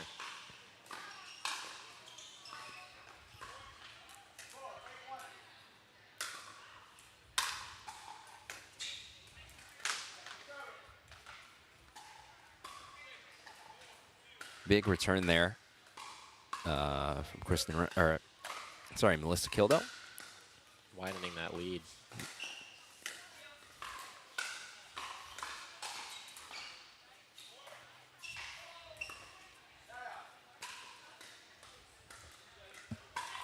They now take back over 8-4, 3 points away from putting themselves in the finals, and then almost the same thing over on court 2 where Fernberg and Reinhardt, they are now 3 points away from a ticket to the finals. So far, the seeding has been pretty accurate. You have the top 4 seeded teams in the semis and leads for the top 2 seeds. Yeah, I believe they were seeded off of their dupers. So score 1 for duper. Pretty accurate in episode 1 with mixed too, where a lot of the top seeded teams won and made their way through. Another timeout here at 10-4. Benting and Dykema looking to see if they can shift this momentum and hold off a couple of game points or match points. And here on court 2. Approaching a match point here as well. Approaching a match point, but the Nancy Henderson forehand finds a home off the net cord, and they see if they can put a few on the board here in this possession. It's 5-9-1. Big rip there from birthday girl Nancy Henderson. 49, she said, for the 15th time or something like that. And a couple of big cracks on her forehand side, and they now chip away at the lead at 6-9.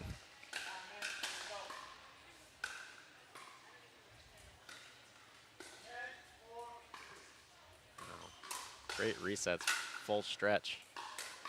Trying to claw their way up to the net. Yeah, but that one left just a little high. Kristen Reinhardt puts it away. And we are on championship court. We now have Benting and Dykema did hold off a match point.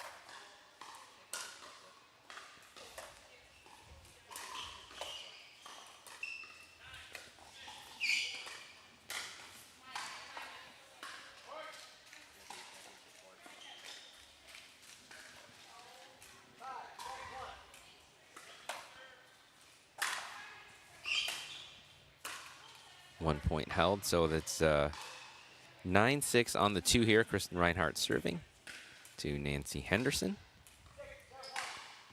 And back on our championship court, it's 6-10-1. So Benting and Dykema have 2 points there. Have a possession and fighting their way back up. Yes, fighting their way back up, literally and figuratively right now in the match and in the point. It's a great angle from Kildo. Yep. Really good angle. Having now done several of these TPNs, you know, the book on her coming in was this big aggressive forehand, a lot of drives, kind of a bangery style. As I've watched her play, I thought that kind of did her a disservice because she does have a really good, she can dink on her backhand side. She can slow the game down. She can set up her offense. It's not all just big rips. And I think switching it up in this matchup particularly is a really smart play from her. The more she goes for placement and consistency, I think that they're going to lose a lot less points to bleeding out from errors on speed ups and tire out their opponents who are diving around and grinding. Yep, and right there, she hit a couple of really, really good dinks, left that ball, and Win and Kildo after a really, really tough first game and still a very competitive second game, take it, and they are into the finals. Yeah, that's some solid, smart play from both of them. And this, you know, again, a tough team to kind of play this style with, and dink it out with, but they did a really good job of that. Melissa switching it up right there and dinking straight ahead with Erica and able to leave that ball, which puts them into the finals. I believe we will get them up here in the booth unless the other match finishes and they have to get to playing right away. It looks like they're gonna come up. I think the match on court 2 finished as well, so I'm guessing that we're going to have the top 2 seeds playing against one another. Just how we drew it up. So we're going to get them up here. That's going to be, obviously, with the 1 seed and the 2 seed playing each other. That's going to be an interesting match. I would think that Kristen's dinking is going to be a key in that as well. She can slow it down as much as possible and reset things, reset the offense of Monica and Melissa. So yeah, it'll be a test of patience for those two to wait for the right ball. But Downey's also really good at countering power, so we'll have a chance to see that. So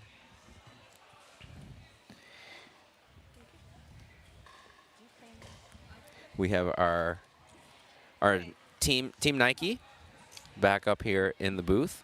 Melissa and Monica. Sorry, I was turning your mic on. I know your name. That's the beauty of live TV. You had a little bit of a grinder of a game 1. You took a timeout down 9-6, and you rattled off a bunch of points right after that. So what did you guys talk about in the timeout that seemed to work? Really just we need to play loose, or I needed to play loose, and not overthink your shot. Just go for what you wanted to go to begin with and not change your mind.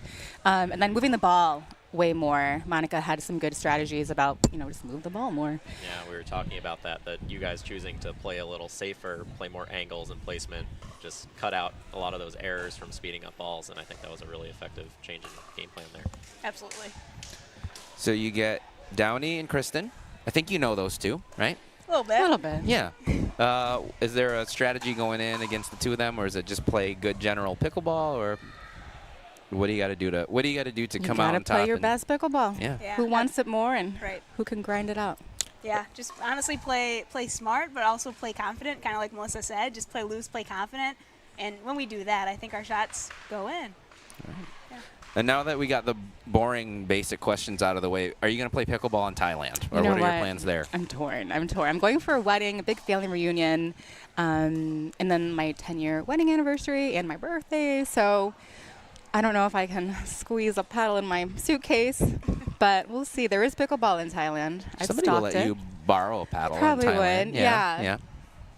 So you might play. Have you seen the Hangover movie where it takes place in Thailand? Will you recreate anything from that? I'm not going to lose any of my fingers, and I don't plan on touching any monkeys. No, I'm not. Okay. anything for these two, Caleb? I'm just really excited to watch this next match. I think you two are well situated, and if you keep playing smart, it's going to be a good one. All right, I think we found out everybody else's astrological sign.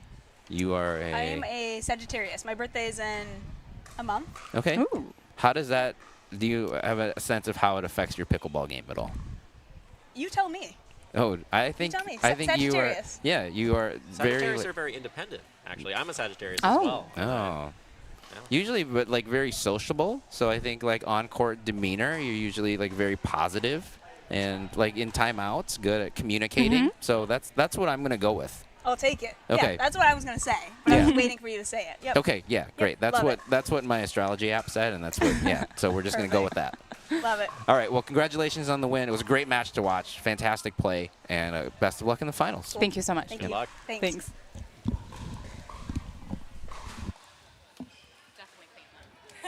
Thank you. They said, we're going to watch some replays while Caleb cleans up the mics. That's why I recruited him for this, just to be able to wipe off the headsets. But fantastic job so far. Why don't we repeat again in case folks are just joining us? Talk about your upcoming world record attempt. It's Paddles for a Purpose. And the sign here says 30 hours of continuous play, but because someone else did it, you now have to go 36 hours of continuous play. Yeah, 36 hours of continuous play, but that's actual play. So with the 5-minute breaks for every hour that we play, we're going to have to play for a total of 40 hours at least to beat that record. But more importantly, it's a charity event for Gift of Life of Michigan, which is they do organ donations and tissue donations, and we're actually raising money for a local player named Evans Weiderveen. He had some double kidney failure recently, and he's a well-known player in the community, and he's sort of our spokesperson and you know, a big inspiration for the cause and what we're playing for. So we're excited for it. It's going to be a fun event. Yep, there's a website, so if you want to donate to a really great cause, you can go on the website and do that. If you want to watch 36 hours of Caleb playing pickleball, there will be a stream. So make sure you tune in for that. That is Paddles for a Purpose. We have our other team that's going to be in the finals up here with us now. Downey and Kristen joining us once again. So first of all, do you have any interest in watching Caleb play pickleball for 36 hours via live stream? Is it going to be streamed? It is going to be streamed. I definitely will tune in. I don't know that I'm going to watch for 36 hours. I like pickleball, but I'm excited. That's cool. It's a great cause, and looking forward to seeing you break the record. So no timeout for you?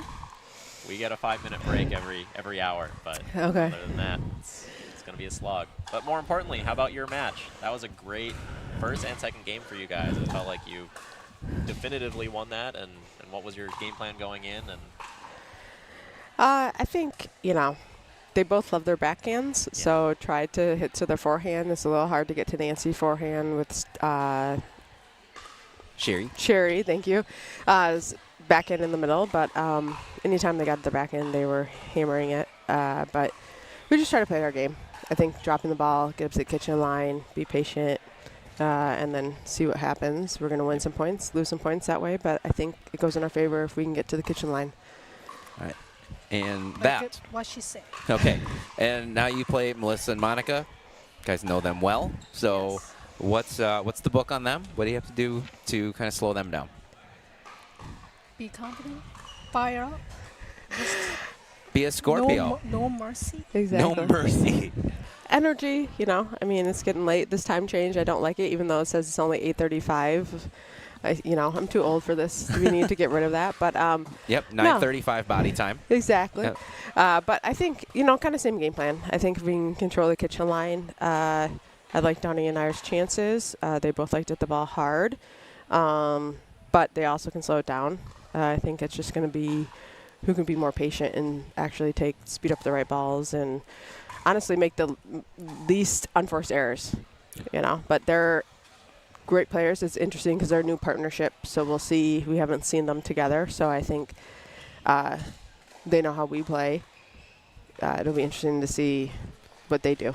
Downey is so nice. When she says no mercy, can you take her seriously like as her partner? Do you feel that energy? Or I like it because I want her to, you know, I do try to pump her up and get some energy, and it's like no mercy really means like, let's be nice, let's go, go, go. But I'd like to see that because that means she's focusing. Have you ever seen her angry on court? Have we ever? Shockingly, I actually have, just because I played with her so much. You know, but the thing is though, when you're around someone so much, we know what buttons to push, you know, and we can rile them up. Was it when you were playing against her? Do you push her buttons when you play against her? I honestly try not to because I still want to be her partner at the end of the day.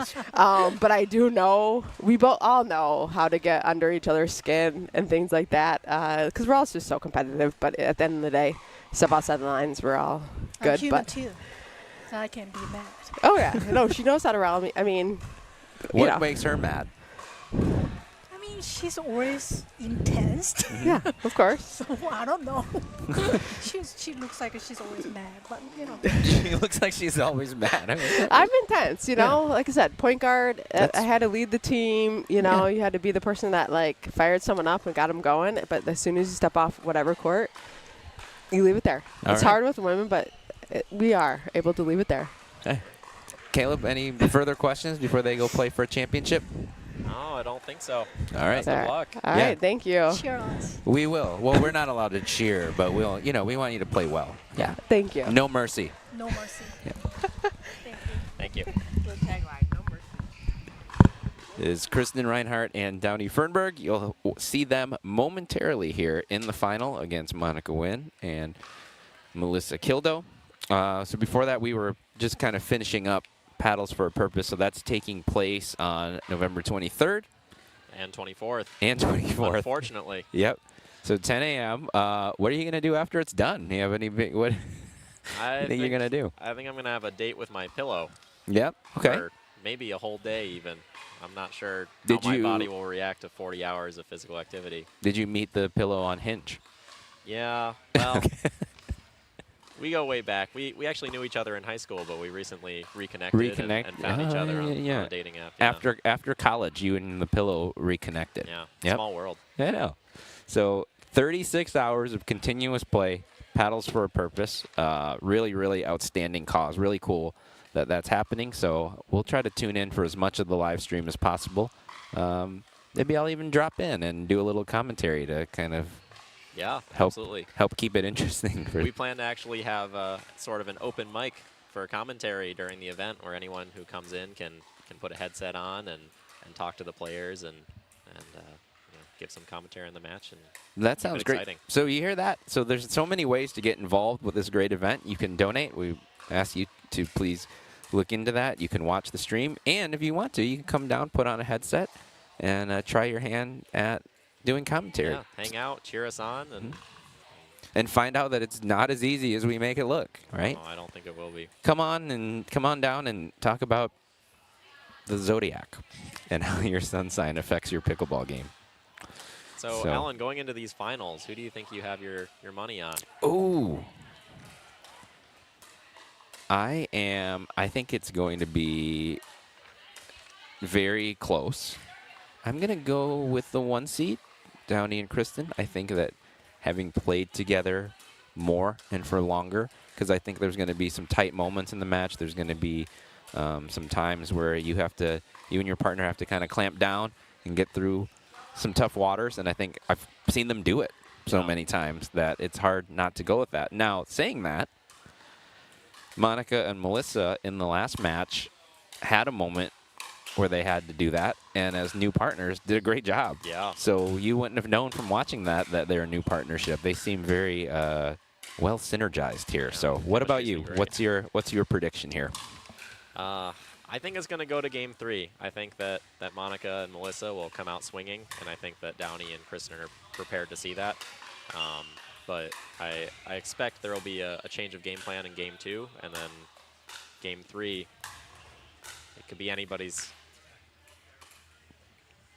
And yeah, there's the Dupers.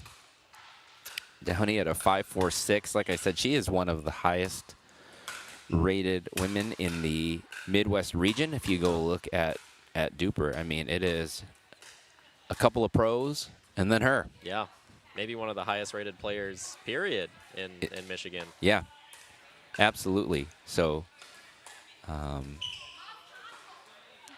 I've always wondered how she would do in a pro draw. Never really been I don't think, an aspiration of hers, though. As you can tell, she just kind of plays the game for enjoyment, has a really good time, plays a lot of it, for social, just like a really good, spirit around pickleball. Mm-hmm. Yep. I know she loves to teach. She works out in the MAC in Lansing. Her and Kristen both play there. And I believe they're neighbors.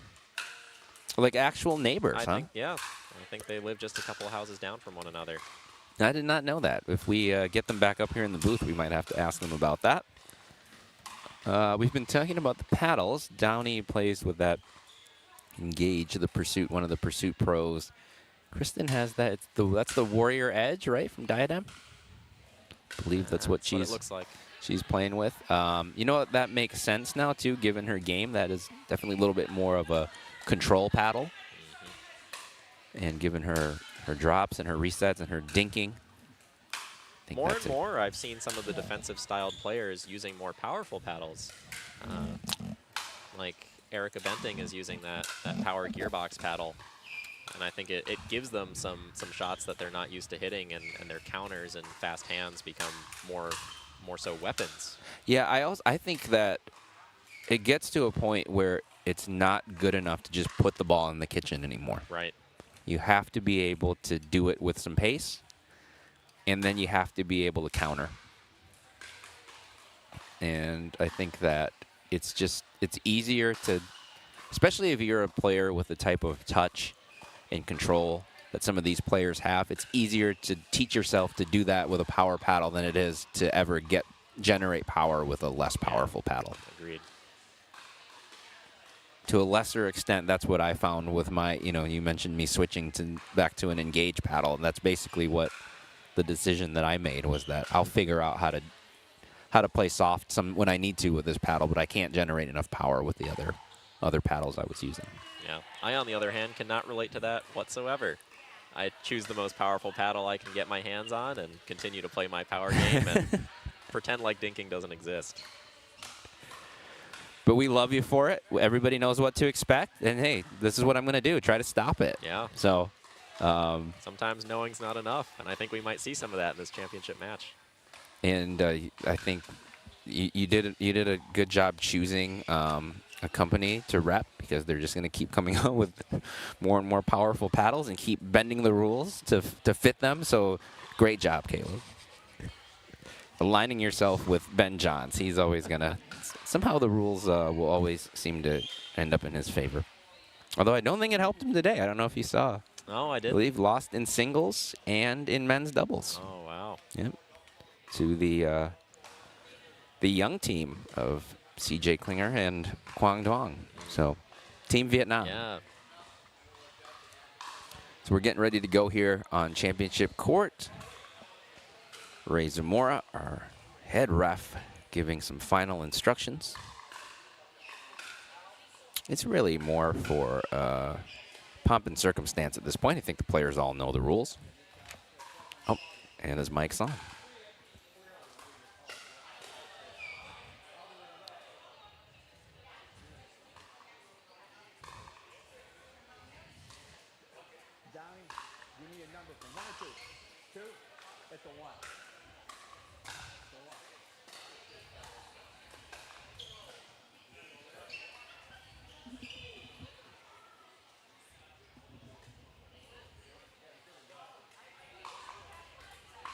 Alan, can you remind our viewers what they're playing for in this championship match?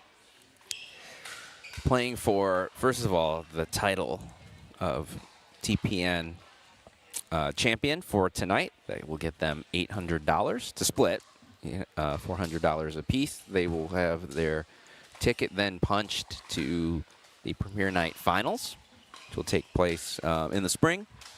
And the winner of that gets $3,000. So pay for a lot of babysitting with that money. Pay for a lot of babysitting. Pay for a lot of Thai street food.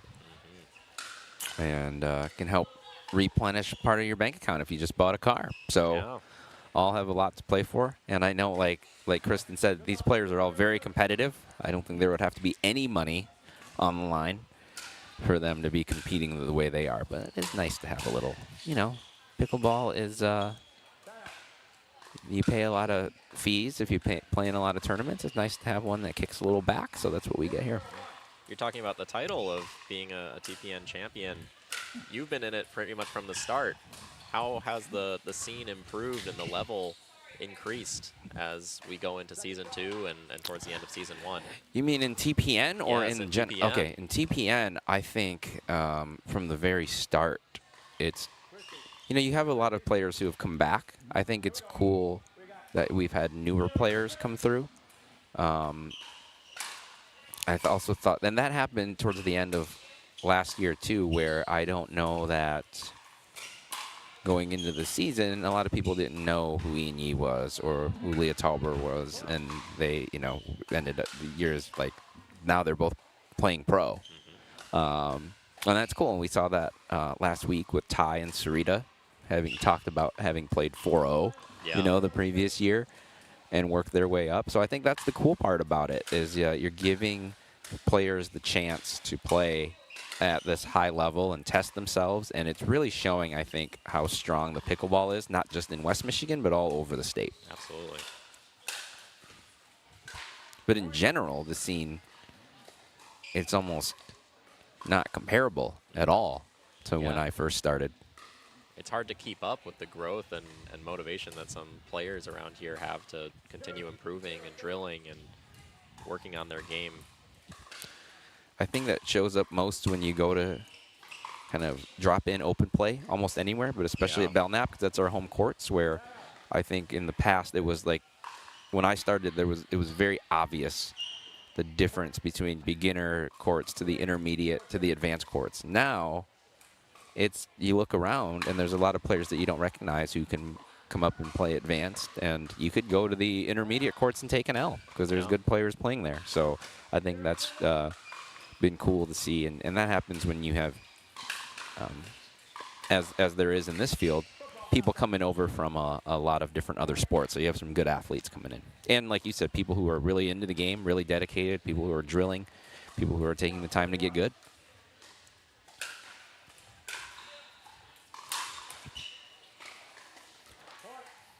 There's that big forehand again from Melissa. We talked about it. It is, she does have a lot of variety to her game, but that's still the primary weapon. Oh, and yeah. she does not hesitate to use it when she gets a chance. 3-3. We expect this one to be close and back and forth. We got that so far. Now you came into the scene. You moved here. It's been, what has it been? 2 summers, 3 summers now? Yeah, about 2.5 years. Okay. And you played pickleball though prior to moving here on the East Coast. I did. A little bit, yes. DMV area. And yeah, during COVID, when it really started to blow up all around the States. yeah, and I think my push to you when you came here was that not just that we had good pickleball, but a lot of it was like, oh, there's a really good community Absolutely. here. So how have you seen that kind of take shape as you've kind of moved here, not really knowing anybody but me, and now I've gotten into the community? I think my obsession and my career choices with the sport are a testament to just how great that community is, because it really is more than just the game and my love for it. I think the people and the communal drive to play and socialize with it is really what makes it special, and that being such a stronghold in Grand Rapids specifically, it's hard not to catch the bug around here. Yep, you see that with an event like tonight. People have shown up just to kind of hang out, socialize, Watching their friends play, watch some high-level pickleball. And I think you see that too with how many of the players around here hang out outside of pickleball. People who have become friends, people who would definitely not be friends, I think, if they had not both ended up at Belknap together or at All In together, and I think that's cool to see. Yeah. I think many people who know me well don't even know that you introduced me to pickleball maybe 10 years ago. It was Has a it while been that ago long? now, yeah. Yep, it was still kind of like very sparse at Belknap. In fact, I think when I brought you out there on a weekday, and we may have been the only people out there, I think you're right. which is now, you can't find that ever, almost, right? You have to go at 4 in the morning for that to be the case, for you to have Belknap to yourself. And there's some of that's that a fire. Great point. Yep, great fire. There's point guard Reinhardt coming out. Pretty forehand flick up that line. A little bit of misdirection on that shot, I think. And the smile on Downey's face still continues as she's playing this next point.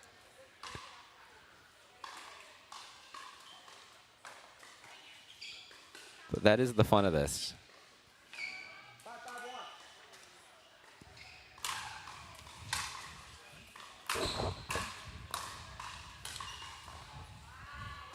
Oh, there it is again. Yep. And Painting lines with that forehand. yep.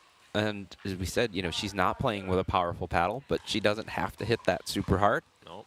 It's the right spot. And Good she's spot. Catching Win and Kildo on the move. Wrong footing them. Oh, I think that's actually the second foot fault. Second foot that's been fault, called yeah. on Kristen.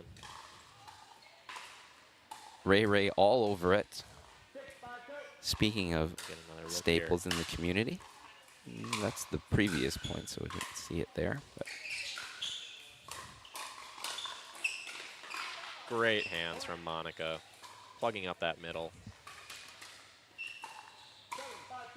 saw that a lot last winter in TPN. She really does a great job of absorbing power. Kind of always catches it close to her body, Yeah, too. compact strokes. Yep, and reads the ball well.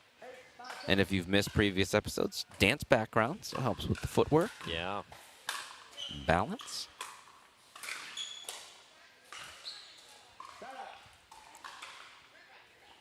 All right, so good little run there from Wynn and Kildo. Take an 8-5 lead here in the championship match, TPN women's doubles.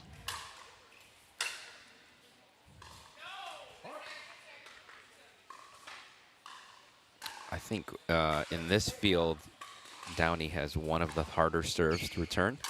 A lot of pace. Low. Yeah. Kristen gets out to that one. Couldn't quite get it. Looked like she may have tweaked something. Looks all right.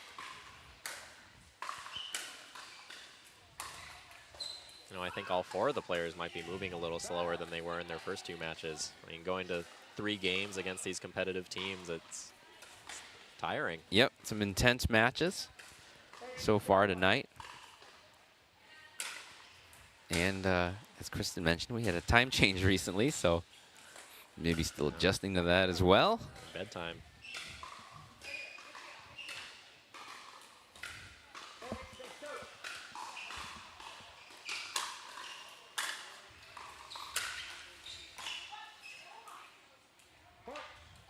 Unlucky ball off the net there.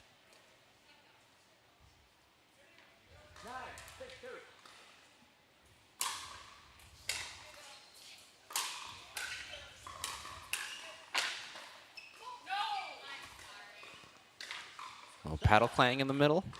Big no from Kristen Reinhardt. She's fired up now. There's the competition turned up a little bit here now, so maybe with the championship on the line, and she says she has to work on firing Downey up, so a really good angle again there. And they're all too familiar with their opponents. They know that if they let up for a minute, then it's a quick change of tide possible. Yes, and we saw that in the other matches where Wynn and Kildo can really generate some points in a hurry. They can light up that scoreboard really quickly.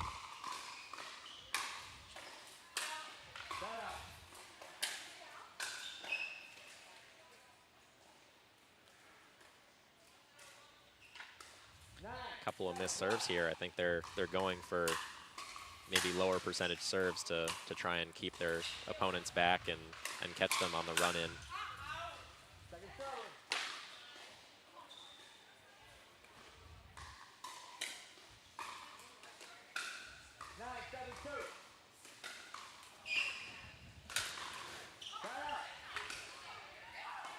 Missed serve, and Fernberg and Reinhardt now get another look at closing this gap. 7-9-1. That is a great return off of a really good serve. Right up the tee.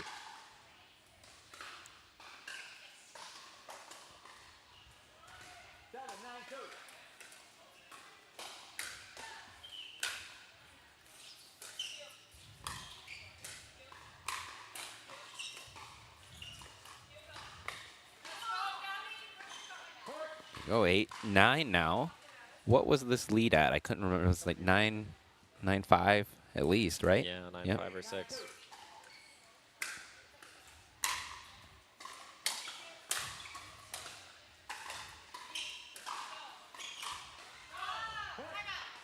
Nine now. Forced to take a timeout. Yep, that ball had almost not even landed yet, and Melissa said timeout. It was like as soon as it came off her paddle, she was like, timeout. We're going to talk about this. It was very good for them. Yeah, I think Kristen and Downey are doing a great job of hitting tough thirds that they can't take out of the air. And putting enough pressure there with Kristen's angles and what she's doing up at the kitchen line, too, to where they're having to cover their spots a little more because she's finding a lot of open lanes on the court. So we wanted a competitive final. We've got a competitive final. It's 9-9. Ray Ray likes it.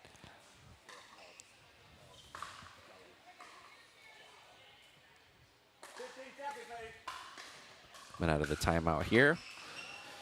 So after that timeout and after giving up a little bit of a run here, what do you think Melissa and Monica need to do? Well, we saw them in their previous match come out of a timeout and completely shift momentum in their favor. I think they need to do what they did in their last match and play a little bit more patient, go for a little more angles, and wait for that right one to use their weapons. Yeah, that was the right one. Yep.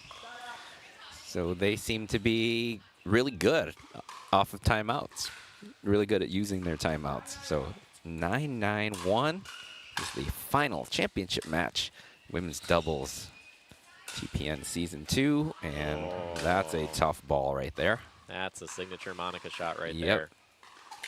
Little inside-out forehand up the line.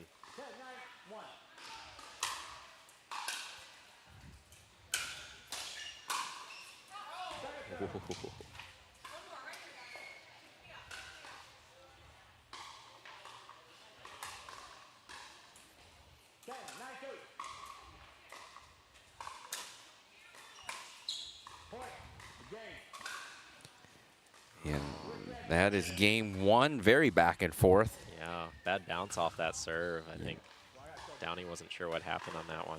And once again, off of a timeout. Right. Where the momentum was turned against them, Kildo and Wynn do a great job of, and I heard Melissa say, keep talking to Monica, because whatever she's saying, whatever her Sagittarius spirit is putting out in those timeouts is working for them. So now they switch sides. They are friendly competition. They're talking to each other on the changeover. And Fernberg and Reinhardt now trying to take game two and push us to 3.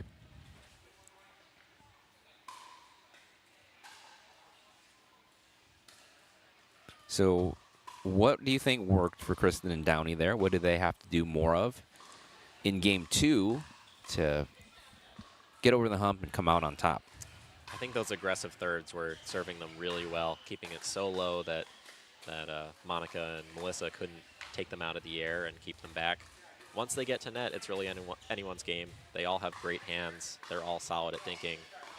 But I think that the net play favors Downey and Kristen ever so slightly.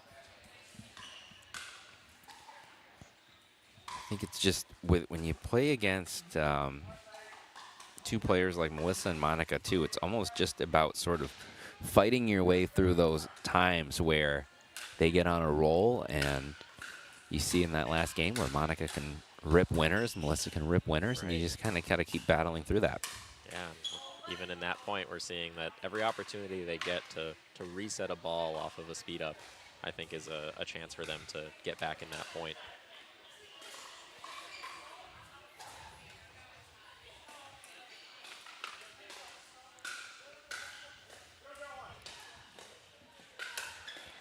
So 0-0-1, game 2, championship match. Oh, that ball rode the net cord in a way that would make Tony Hawk proud. Falls, you're do some net karma though.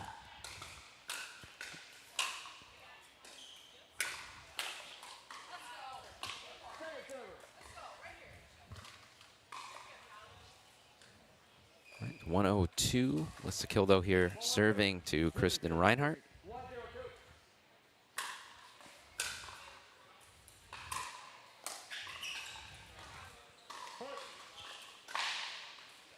Downey trying her best to drop that tough drive out wide from Melissa.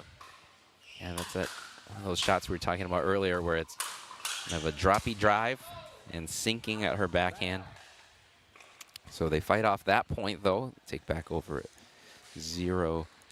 Fernberg and Reinhardt are 1 seed, trying to put us to game 3.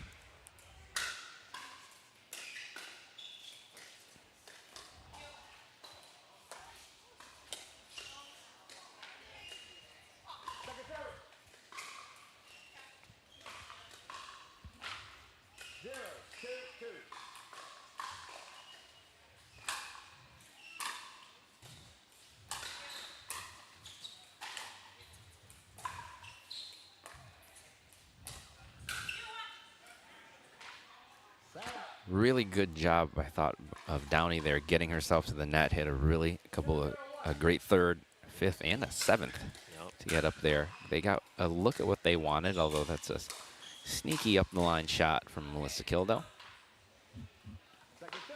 Downey clapping back with that big put away up the middle. That's what this match is going to be. They're going to trade punches.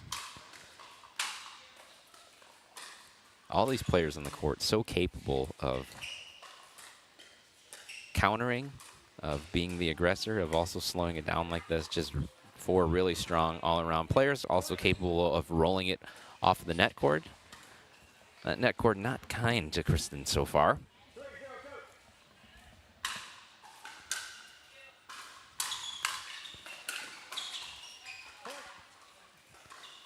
Two really tough shots there when you have that big forehand drive, and then Monica can come in and clean that up.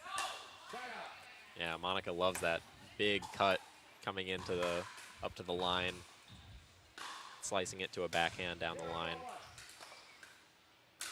And again, set up by her partner's drive. I think Monica felt very comfortable with where that ball was going to go, able to jump on it. Let's see if Downey and Kristen can get a couple points here. There's one, so they're on the board. Big come on from Kristen Reinhardt. She's fired up. Rightfully so. This is a great match.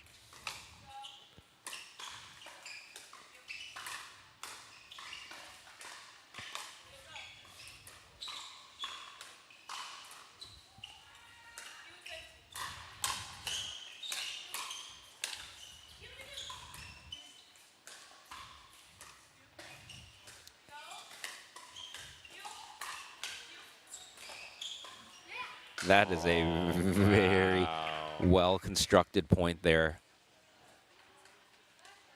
Fernberg doing a great job of plugging up that middle during the firefight and handling all the pace coming at her.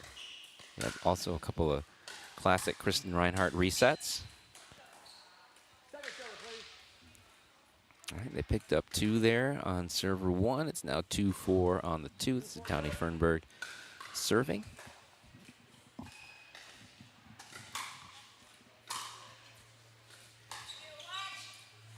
That ball drops right onto the line. Off the paddle, it did look like it was heading wide, and she had the right spin on that. Falls right onto the line, and it is 3-4-2. They took over at 0-4.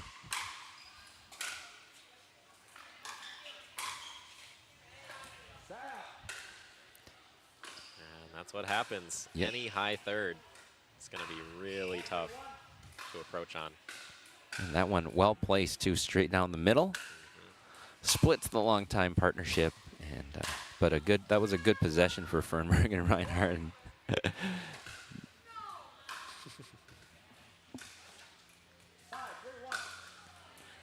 Downey way overcooks that overhand, and then her ability to kind of laugh at herself and then move on to the next point is to be admired for sure. Case in point, comes right back. Underrated skill in pickleball, the ability to put that previous point behind you, put an error behind you. On Fernberg's stone cold attitude that we were talking about earlier, I think serves her well in her pickleball game. Certainly did in those two back-to-back points. That's a really tough speed up there with a little help from the net cord. Again, friendly net cord.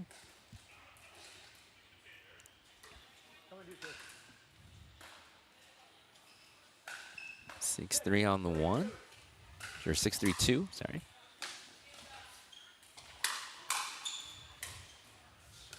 Great job cutting down that drive. That shot has been there for Melissa Kildo. That's the first one she's missed on that side. I was talking last week about how everybody always says it was there when they miss the shots. Like, of course, like it's always there. There's always room on the court, right? Well, some of us, definitely not talking about myself here, are not so great at putting their feet in the right spot on the court to field certain shots. So sometimes it's a celebration just to be in front of the ball at the right time. Yeah, absolutely.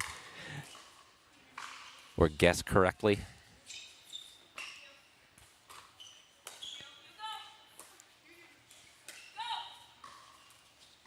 Good spot for a lob, but it gets tracked down. Yeah. Kristen getting a little bit of good karma back from the net. She still didn't get the point off of it, though. It helped her. Yeah, but set herself up well with it. Yep, nice job by Melissa to pick that up. But it's 5-6, kind of like almost kind of quietly cutting into this lead here. Fernberg and Reinhardt.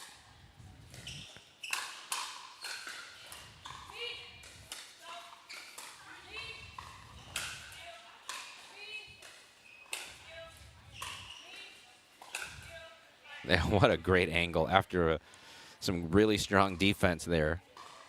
Some good communication. Yes. That's, once again, that's the point guard. And it's 6-6.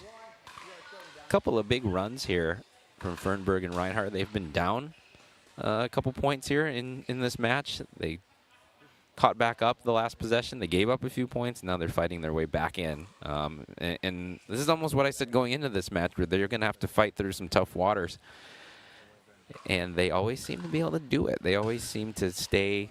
There's nothing that they haven't seen on a pickleball court, that's for sure. That's very true.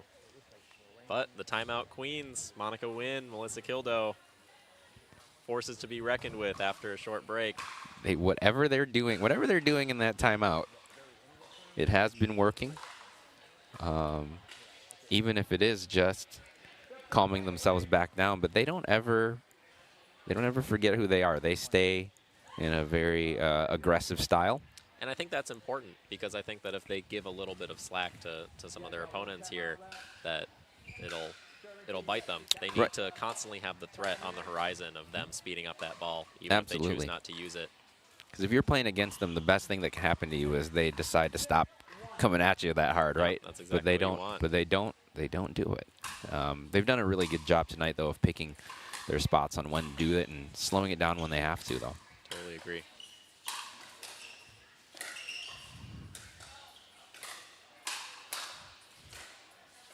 That Scorpion. That's patented. Favorite shot, Monica Wynn. And once again, the timeout works for them, at least on that point. So they're very good at using their timeouts tonight.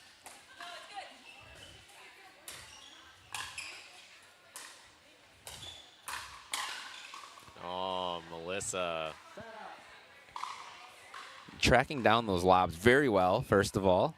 Following that ball right back in. Again, I think for people watching at home who are kind of working their way up, hopefully towards this level, you see that she never panics. You know, the lob goes up. There's no panic. She has to reset the ball from back there and then get back to the kitchen line. And there's no. Yep. It's a good call from where I'm sitting.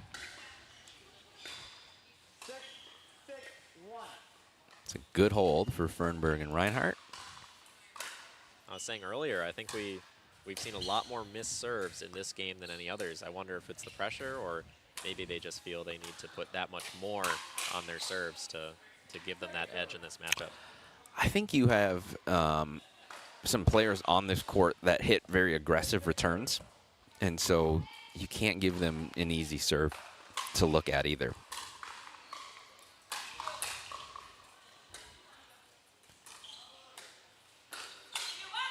I mean, there was a point in that last match where Downey just pasted a serve down the middle with a ton of topspin. It looked like it was going to be really tough to handle, and Melissa sliced one back on her backhand side that was really hard to handle. So I think when you have players who can hit returns like that, you have to go for a little bit more on your serve. Some more net cord love. We'll chuckle out of our ref. He's seen a lot of those net cords tonight.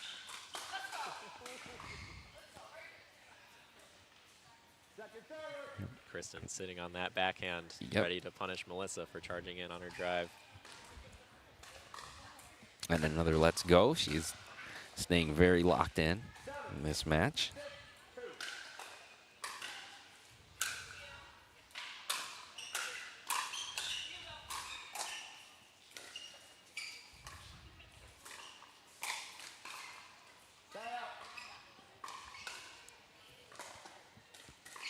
Big possession coming up here for our chances at a game 3. It's 6-7-1, Fernberg and Reinhardt. Trying to make this a 3-gamer. Wow. Kildo and Wynn trying to go home a winner in 2 games.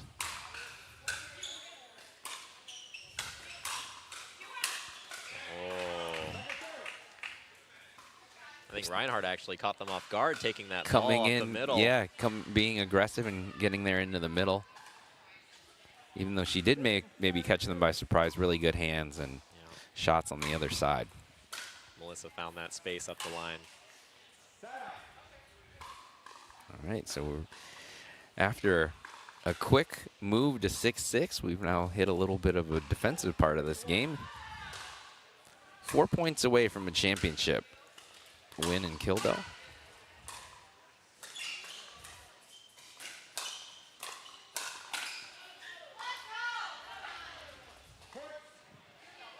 Little fire from the other side. Yeah. Let's go. 8-6-1. Wynn basically on the floor, scorpioning some of those balls. Some of that dancer background. Yeah. All right. Now Reinhardt and Fernberg going to try a timeout, see if we can help them here. They're down 3. Kildo and Wynn 2 points away from $800 and a ticket to the TPN finals.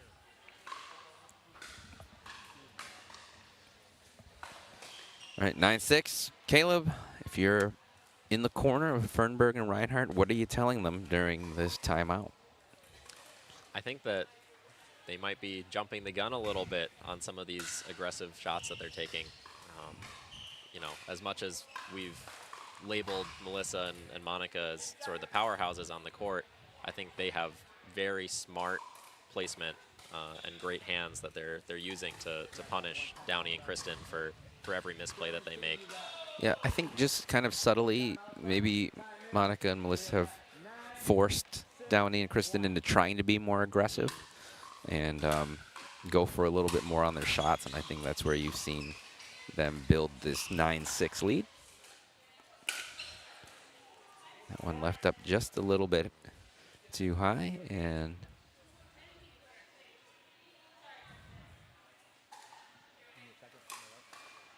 nope.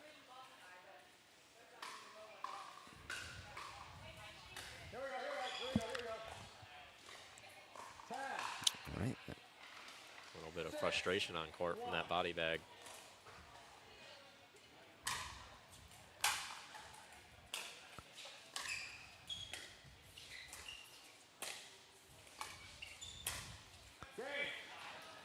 That's a shot to end on. Big hug from Kildo and Wynn. They come together.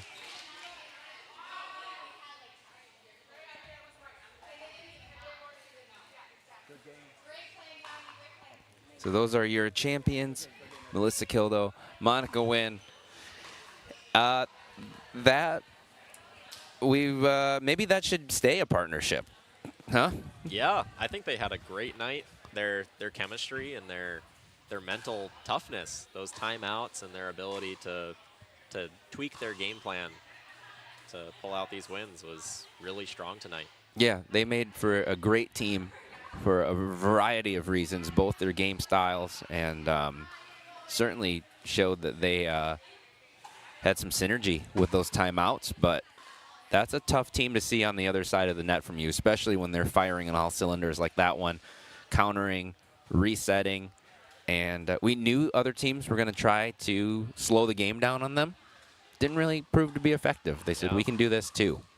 So like you said, they're kind of labeled as the powerhouses, but certainly that's not all there is to their game. No, definitely not. Smart shot making, great decisions, consistency, patience. It's a great match. Yeah, so another great night on TPN. We're going to get our winners up here in the booth eventually to talk about their victory. we're going to be back in 2 weeks, For which men's. will be men's doubles. Yep, so that'll be great. I'll actually be playing in that one. You will? I didn't know that. Okay, so come down, cheer on Caleb. That's before here. So you're going to play in that 2 days before your 36 hours. So Yep. you're going to play tough in a tough men's bracket, Yep. and then you're going to get a day of rest, and then you're going to play 36 straight hours of pickleball. Yeah, I like to think of it as a light warm-up for the weekend. Well, yeah, okay. Who are you playing with? I'm playing with Seth Sherrick, actually one of our directors. We have Zipporah Benting in the booth right now directing today. Seth's actually in, I believe, Dallas, Texas, or maybe Houston, Texas, for the UPA Nationals. Oh, yeah. That's coming up this week. Yep. All right, so you two will play together, and then you're going to come back, and then you're going to really have earned that pillow date. Yeah, I can't wait for it. I think that might be some of the best sleep I'll ever get in my life. Are you a flat pillow guy? Are you a fluffy pillow guy? I need a thick pillow because I'm a side sleeper. Okay. Yeah. Do you sleep on your right arm? Do you sleep on your paddle Left side? arm, no. Yeah, I right. gotta You got to keep the right save arm this. fresh. Oh, yeah. yeah. Okay. All right. That makes a lot of sense. So make sure that you tune in for that in 2 weeks, men's doubles, or you come down. You know, we have had last year we had some really strong attendance. I can smell the food. There's food down here. Smells great. Yeah, great hangout. So come on down if you want to do that. And certainly, once again, if you can help out with Paddles for a Purpose, it goes to Gift of Life. And really, really great cause there. Tune into the live stream or come on down. You get 36 hours to come through, watch them. I think the last 2 hours of that is going to be really funny to watch. So that's going to be great spectator pickleball. So come down here. There's going to be an open mic. You can commentate on the live stream. All the players will be mic'd up. You'll be able to interact Oh, with you'll us all be and hear able to- okay. how we trash talk after 20 hours. All right, that's going to be really, really fun. So we have our champions, so come on in.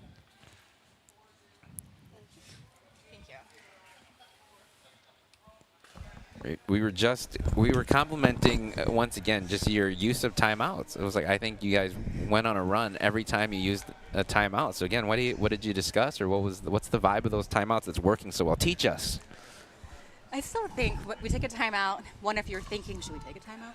And then just to be like, loosen up, move the ball, come to Jesus.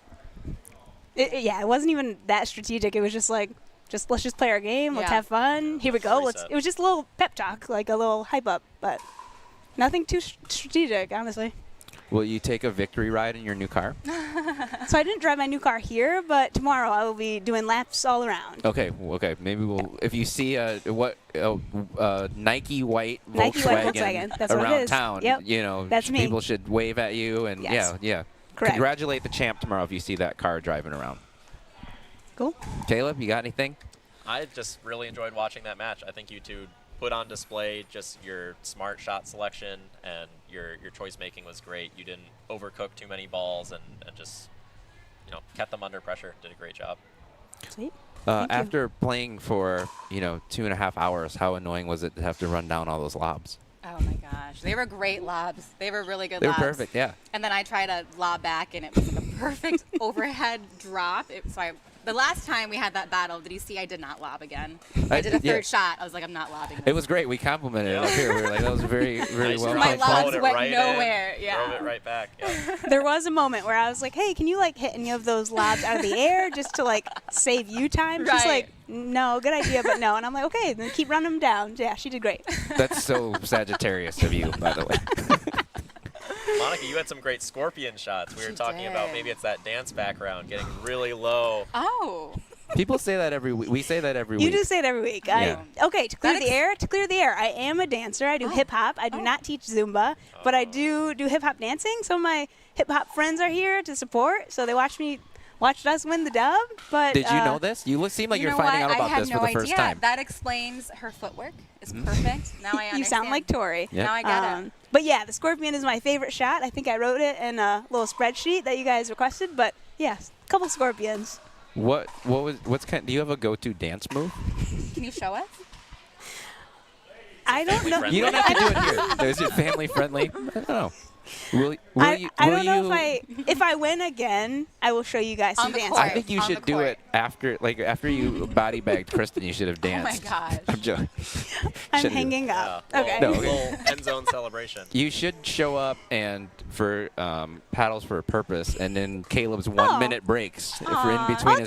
I'll dance a little bit at paddles for a cause. You should do that. Paddles for at 20 hours. A purpose. Paddles for a purpose. Yeah. Yes. Okay. So yeah. Halftime show. Okay. A That's 1 minute halftime show. Yeah. Sure. Okay. That's another reason to show up now is you'll get to see Monica's dancing But that you we don't know talk about when. every week. You don't know what when. timeout. You don't know what timeout it'll be because you're gonna have plenty of those, right? Right. Yeah. Yeah, We might so- save up a long one. You might need a No. 20-minute routine. No, 20 seconds max. Cool. 20 seconds of dancing. It'll be worth it. So come down here. Make sure you check that out. You'll maybe be in Thailand at that point I when might you be go. in Okay. Probably.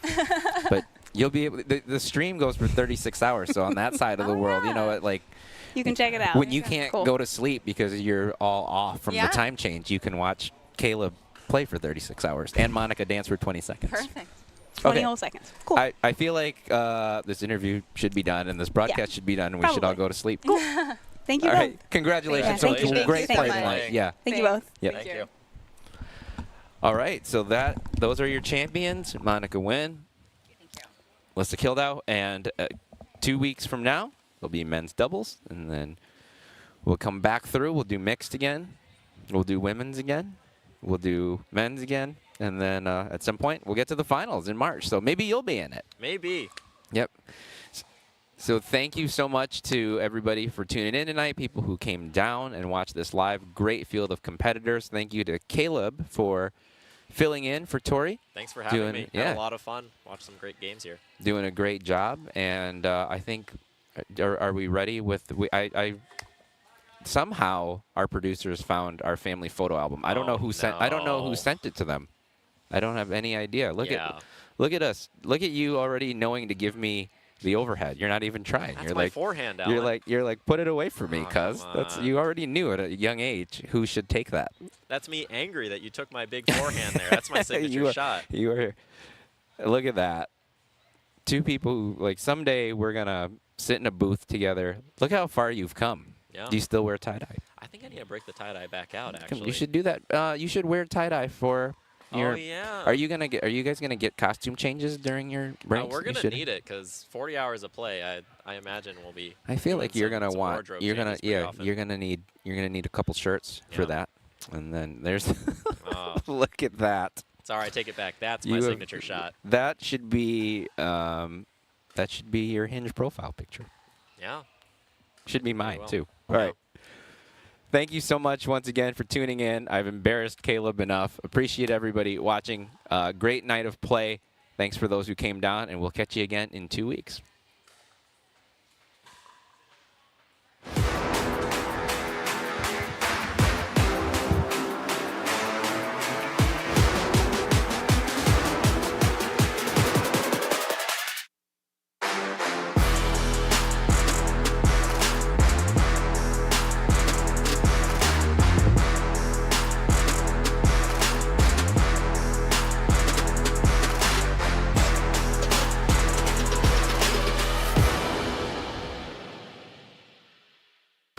Welcome to All In Pickleball Gym, the first dedicated indoor pickleball facility in Grand Rapids, featuring 5 full-sized indoor courts and 2 trainer courts that feature a professional outdoor pickleball surface.